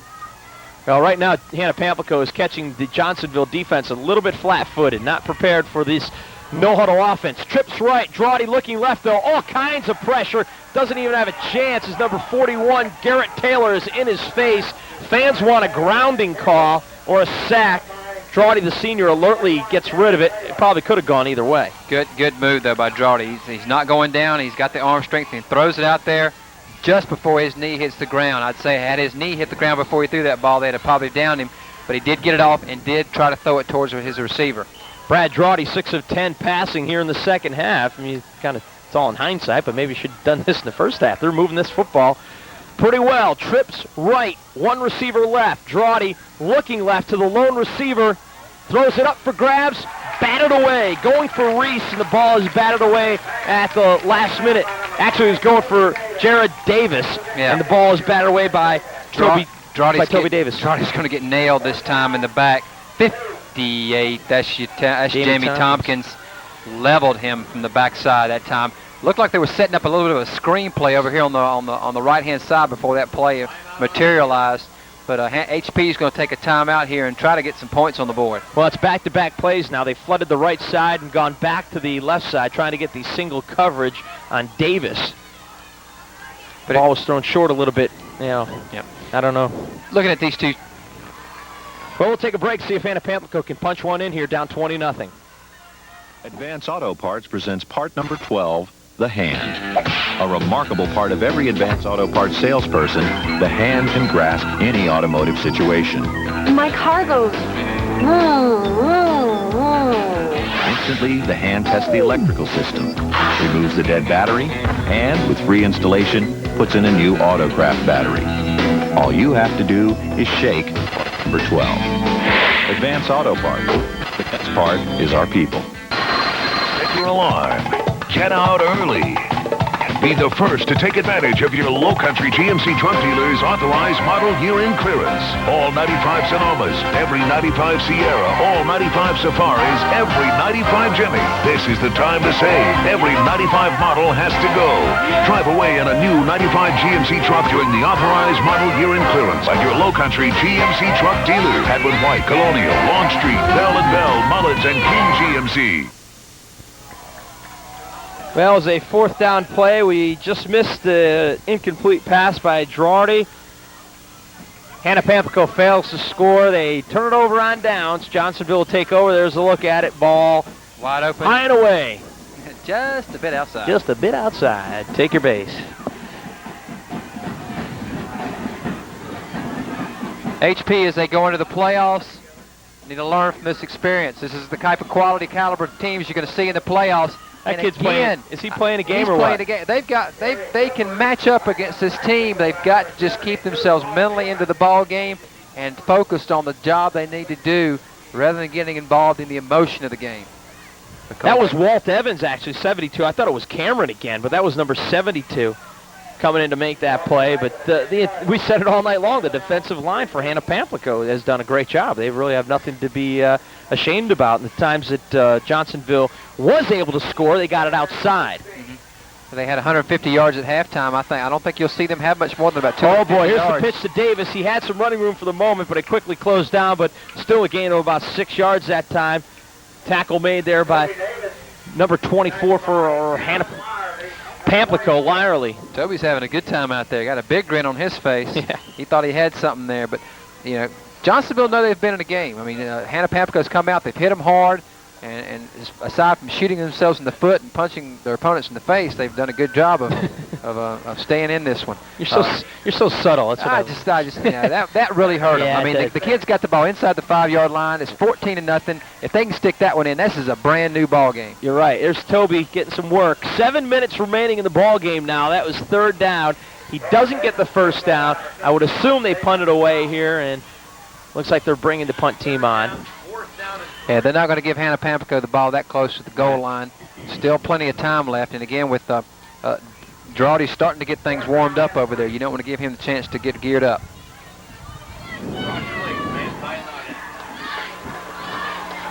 Gerard Davis back to receive at his own 45-yard line. Andy Wright back to punt. Low snap. Blocked. It's blocked. The ball is loose. Hannah-Pamplico has it. Touchdown. There's your fullback. Wow. Number 32, Tim Bradston picked up the blocked punt. Number 80 came in. Andre Fleming, your starting defensive end, with a clean run to the punter, picks it up, and Tim pushes him out of the way and picks it up and says, I'm going to get my name in the paper. Well, hey, look at this. 6:21 remaining, and Hannah-Pamplico is on the board. That's a good way to score. Quick. What is this time. with these block punts? We do 8 games, get nothing, and then last week we get 2 block punts. Tonight we get 2 block punts. Special teams coming into play. They're going to kick this extra point. Drawdy to tack on the 1 straight ahead kicker, and that one's partially blocked. Interesting to see that they're going for the extra point rather than run it in, but 6:21 remaining, and they get a touchdown. Well, if they have the opportunity to score another touchdown, obviously they'll have to go with a 2-point conversion to make this a run down the stretch. So I figured Coach Drawdy figured to go ahead and kick this one. If you get 7, if you miss it, you have a chance to get it. Take a look at that block punt again, Lane. Low snap, slightly fumbled by the kicker, but he didn't. He said, "I'm not going to do what Cameron had happen to him. I'm not going to stretch out." He basically just kind of tossed that out there, and I value my leg too much. Andre said, "Okay, I'll spike that one down." 18-0 volleyball team, so we'll spike that one down. And Tim picked it up and said, "I'm going to get my name in the paper." Boom for 6. We'll give you that one. But that was a bizarre one. I don't want to have my leg taken off. Didn't have a chance on that time. Good effort by Hannah-Pamplico. They're not giving up. Good effort by the special teams. They get a touchdown. Now let's see if they go with the squib kick here. There it is. Drawdy with the onside-er, the knuckleball. Ooh, and it was loose for a moment, but Andre Brown lands on it. And that was a big play. Legal procedure, offsides on the kicking team. Oh, because no one touched it right before the 10-yard. And they should decline it. It got touched. I don't know what the call is here. They're taking it back. I don't understand how it could have been offsides. Drawdy just had to turn and kick it. If somebody's offsides, they went offsides before the ball was kicked, so maybe it's a dead ball. That's what I'm saying, though. The ball was kicked so fast, though. How could anyone be offsides? I mean, he just turned, basically, and nubbed it. The kicker in front of the ball when he hit it. Just kick it again. Let's see what happens. Let's not try to figure it out. The kicker's in front of the ball before he hits it. He's off. See if they do it again. They're going to tee it up now at the 35-yard line. See if Drawdy does that old spinning kick again. I mean, they're not hiding it, that's for sure. The onside is coming. They're starting to load it up. And as a matter of fact, Brad's going to point right over there and say, "Okay, I'm going to kick it to you." Yeah, you got to get that big old hop. What? Psych. Brad's ready to go. It's a great play if it works. High hop. Johnsonville has it. The good hands, people, come through. That was handled by number 65, Mark Rogers-Berry. He's an offensive tackle. Hey, he can catch the ball, too. Your good hands theory just went out the door. These guys aren't supposed to be able to catch it. Too. Look at that. Yeah, he's a good athlete. Good job, man. Very good athlete for this young man. Plays on both sides of the ball for Coach Doug Henson. Puts in a long night's work. Well, here's a case where you're tackling not only the man, you're tackling that football. Hannah-Pamplico needs a turnover. Johnsonville needs to just grind out the clock. Toby Davis straight ahead. Bowling his way, patting those stats. Gain of 8. Line surge. He was 5 yards upfield before anybody on HP put a hand on him. We called these guys number Mark Rogers-Berry, who just recovered the onside kick. Left tackle Roderick Williamson, the left guard. Ryan Stone, the quarterback of that offensive line. Jason Ard, right guard. Jamie Tompkins at the right tackle. Shep Stone's putting in some time at the tight end, so they've done a great job of clearing the path for these very fleet flashbacks. Good, solid team. Sticking with the wishbone. Davis, the workhorse here in the second half, gets the first down. And here penalty, another 2 more. A lot of extracurricular activity here. 3 penalties. Oh boy, it's out of hand. 4. Parachutes going off all over the place. Here, on both teams, going to be offsetting, try to settle the kids down. And a lot of emotion, Lane. You know, you almost can't blame the kids. They're right up the street from each other. They go to church together. They know, these kids really, really know each other. And you talk about rivalries. Well, I'm tempted to get up on my soapbox and talk about the decline of the athlete who plays the game for the love of the game and plays the game for the me. You know, I like the comment by Mike Dicker the other day. Let's see how many celebrations occur when you make guys celebrate when they drop a pass. Ooh. You know, it's the kids are getting involved in the game, and there's too much trash talking in the game. Well, right now, Toby Davis is getting a tongue lashing on the sidelines from one of the assistant coaches from Johnsonville. You know, it's funny we talk about this right now because Johnsonville's theme this year, they have an acronym for team, and it's Together Everyone Achieves More. So, interesting this would come into play because that is kind of what Johnsonville, you know, lives by, or it's their theme for the 1995 season. And maybe they could just both teams are kind of getting sucked into this thing. You know, you get caught up in a waning minute. Yeah. I tend to believe that if it was a close ball game, we wouldn't be seeing this kind of stuff, right? So you wouldn't want to hurt your team, and now that it's getting out of hand. But again, it goes back to the same thing I was talking about. It's all me. Right. I'm going to score a touchdown. I'm going to take my helmet off, and everybody's going to look at me. You didn't score that touchdown by yourself. If you were playing by yourself, you'd have got creamed 5 yards deep in the line of scrimmage. Yeah, I agree. I hate that garbage, and there's no room for it. Okay, I'm down off my soapbox now. Well, no, I think it's a good point. You know, I think it's going to an extreme when a player kneels in an end zone and says a little prayer. You know, that's fine. You know, stuff like that's no problem. You know, but when they look for the nearest camera, take that helmet off, and do all that kind of jazz. It's the taunting. Right. It takes place out there. I mean, there's talk you can get away with out there when you're in competition. In the trenches, you can say something, but when the punches start flying and the trash talking just gets so bad that the officials can't control the game, and they've done a good job of throwing the flags when they see the infraction. And that's what they've got to do. They've got to maintain order out there. I mean, you know, you want to go to one extreme. I mean, this isn't chess. This is football, and it is emotional, and it is a hard-hitting, and it is a very physical football game of football. And you know, emotions can get the best of you sometimes, especially when you're a young kid and you're trying to do your best. Against guys you hate. Yeah, exactly. It's guys I hate them and I want to beat them. Yeah. And I think what this frustration comes from is the fact that the Red Raiders know that they can play with these guys. There's a nice run by number 31, Terry Cooper. Fumbles the football. Johnsonville has it. Mark Rogers-Berry floating behind the play. Johnny on the spot to scoop that one up. 2 stars in the last 5 minutes for number 65. His dad is standing right here in front of us with his video camera and cigar going very hard. Is it? And everybody in the stands kind of turned around and looked up at him and like, thanks. We didn't want to give that one away quite so early. Well, Terry Cooper has just reached the century mark, 18 carries, 100 yards for number 31. Jayville rushing attack getting close to 300 yards on the night. There's Davis. Once again, left side. He's padding his stats on this drive. This is a nail-in-the-coffin drive. Yeah. A lot of Red Raiders getting up slowly. You see 73, Herman Cameron, 73, Jonathan Munn getting up off the ground a lot slower than they were earlier in the game. Not a lot of unity in that huddle, not even a huddle. They just kind of line up, and Hyman comes through, makes the defensive call, and it's almost like they're bracing for the inevitable. 2:40 to play. 2nd and 8. Handoff to Toby Davis once again, gets to the 5-yard line. 2:30 now to play.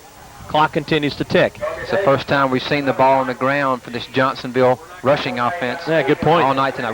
Saw a couple of fumbles over on the sidelines, but in the open field, a recoverable fumble, if you will. That's the first one we've seen tonight. And on a wishbone team, I think that's pretty impressive. Yeah.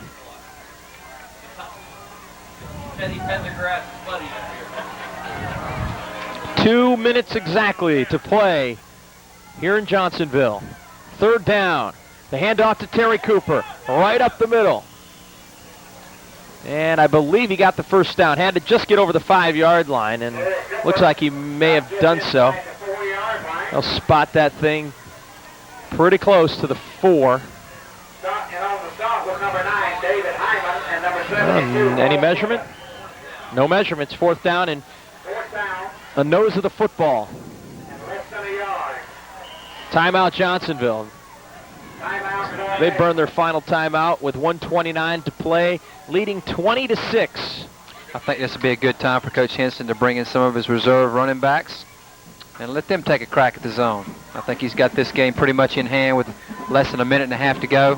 Thanks for the segue. Speaking of the zone, switch over to Channel 15 WPDE tonight for the Friday night end zone. Matt Pensick and Bobby Mahalik, all the highlights from this game and much, much more. Interviews and all kinds of stuff from Clemson, South Carolina. Maybe even do a little Braves preview. That's 11:15. The zone. Get in it. Check it out. I think you'll like it. Henson stays with his starters. He's going to put this nail in deep. 1:17 to play. 4th down. The big fullback, Ellison, straight ahead. He had the first down easily, no touchdown. Well, it's kind of scary if you're a Region 4 opponent knowing you're going to have to look at this guy for 2 more years coming at you in the fullback position. Because he ain't going to do nothing but get bigger and stronger. And he's already a man out there. He's only 15 years old, too. Good. 15 years old, 6 foot, 230. Solid as they come. It's unbelievable. And goes both ways as a sophomore. Yeah, he's gonna be a gem. 45 seconds to play. See if they punch one in here before the end of the game. They stack up Brown there at the line of scrimmage. They're not giving in. Big hit there by, well, number 72, Evans once again. Walt Evans. Another flag on the field, so that's going to stop the clock. Getting their last shots in here before the game ends. It's like a fighter going down. Literally. Throwing those haymakers before he meets the canvas. I'll see you at the... That's against Jayville. Another ejection. That's Andre Brown. Is that an ejection? Yeah. Andre Brown. We don't mean to laugh. We're not making light of this. It's just kind of... It's getting kind of silly. Kind of unbelievable. But, it is believable in one sense, though, when you got the rivalry. Penalty yardage, Johnsonville 50. Hannah-Pamplico nailed with 90 yards. I think Hannah-Pamplico's were much more devastating than Johnsonville's were. It took them out of a definite scoring opportunity when this game was in reach and kept them from establishing anything early in this game. If they're able to keep from making those plays in the first half, they may establish some field position or even definitely keep Johnsonville out of the end zone for that second time, and this is a different ball game. Well, our game of the week next week will be coming from Region 5 4A. We're just not quite sure who it may be, since Region 5 4A will be the only ones playing next week. And let's ponder some matchups here. We got a little Hartsville-Dillon. Well, Hartsville-Dillon, and we got of course, the Battle of Florence between South and West. So. Honestly, those are the two front runners, and we'll be our last chance to see Justin Watts at the helm. Right. We've yet to see Neville Files Knights play, and I think that would be appropriate. Right. But either way we go, we hope you guys are with us. Absolutely. And then it's playoff time.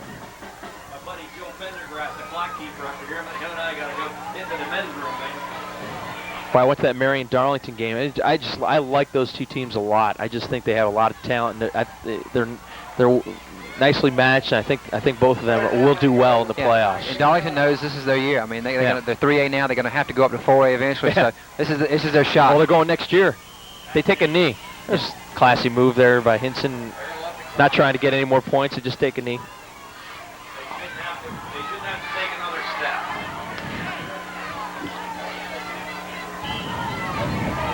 Make sure that it's 20 to 6. Ladies and gentlemen, the practice win tonight will give them their first undefeated, untied season in history. Congratulations to the Flankers. And that will be the final play from Johnsonville as the Flashes move to a perfect record of 10-0.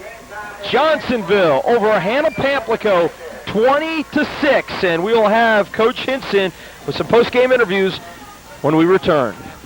Through the valley of the shadow of death, I take a look at my life and realize there's nothing left. Cause I've been blasting and laughing so long that even my mama thinks that When you want great pizza and you want it now. Gotta be Domino's. It's deep dish stew, hand tossed pow, crunchy thin crust, and much more wow. Gotta be Domino's. Right now, get a medium 2-topping pizza and our new double cheesy bread for just $9.99. Still hungry? Get a second medium pizza for just $5 more. Advance Auto Parts presents part number 5, the ear. Ingeniously designed to capture sound waves, the ear allows Advance Auto Parts salespeople to hear every word you say. I put coolant in the radiator, but it still overheats. The more you talk, the more they listen. Hearing your problems out is how they figure the problem out. Only then do they use part number 9. Sounds like the thermostat. Advance Auto Parts. The best part is our people. You've never seen action like this before. Keep your hands on the car. Law enforcement cleaning up the streets of America. I'm doing my job. Weeknights, it's the Cuff and Stuff Hour on WMB TV 21. Starting at 7, join John Walsh with America's Most Wanted, Final Justice, followed at 7:30 by Cops. Stay right where you are. Criminals busted, justice served. The Cuff and Stuff Hour, 7 p.m. weeknights on WMB TV 21. You know, the key to success in any business is to surround yourself with a lot of really smart people. No one's a bigger idiot than me. I'm depressed. I'm inadequate. Yes. I got it all. Did you hear this? I'm in a little trouble. Seinfeld, 10 p.m. Sunday through Friday on TV 21.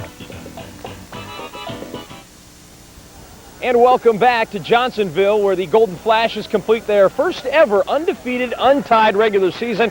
They go to 10-0, and we are with a very happy coach, Doug Hinson. Happy you got the win. Maybe not happy the way some extracurricular activities were going on tonight, but I guess you'll have that when you have a rivalry, right? Yeah, there's a lot of emotion in this game, and we knew it coming in. Our kids and their kids go to church together. They sometimes go to school together. They're real good friends, and in an emotional game like that, you're going to have some tempers that flare every once in a while. Well, Coach, the running game is just so solid with you guys. Not a lot of misdirection, straight ahead, and it's just kind of beat us or don't. We're going to come right at you. Nothing fancy, and it seems to keep working for you. Well, we can't do anything different now. We got to line it up and run it at people. That's what we do best. Come off the football, 3-yard them to death, and that's what we did tonight. And I know Lane's got a couple questions for you. Well, I just want to talk about you coming in. This Hannah-Pamplico Red Raider team was going to pose some problems for you. We saw in the first half where they really stuck with you good, except for shooting themselves in the foot a couple times. Oh, yeah, they had a couple of penalties off motion. We knew that they were a good football team. You don't beat Chi-P to defending state champions, and you're not a good football team. Our kids, they played hard. Our kids didn't fumble the football. We did what we wanted to come into the game, but I tell you what, Coach Gerard and his football team, there's a lot to be said because they came a long way. And I'm telling you what, they gave us all we wanted. Coach, you've gone through an undefeated season. How do you keep these gentlemen focused on what they've got to do as they enter the playoffs? Oh, that's easy. Yeah, it's 1 week. If you don't win next week, you're through. Yeah, forget this. 10-0. You're starting a new season right now into the playoffs, and it's live or die. Must be tough though. The press clippings, you guys have been on top all year long. Tough to keep these kids into their helmets.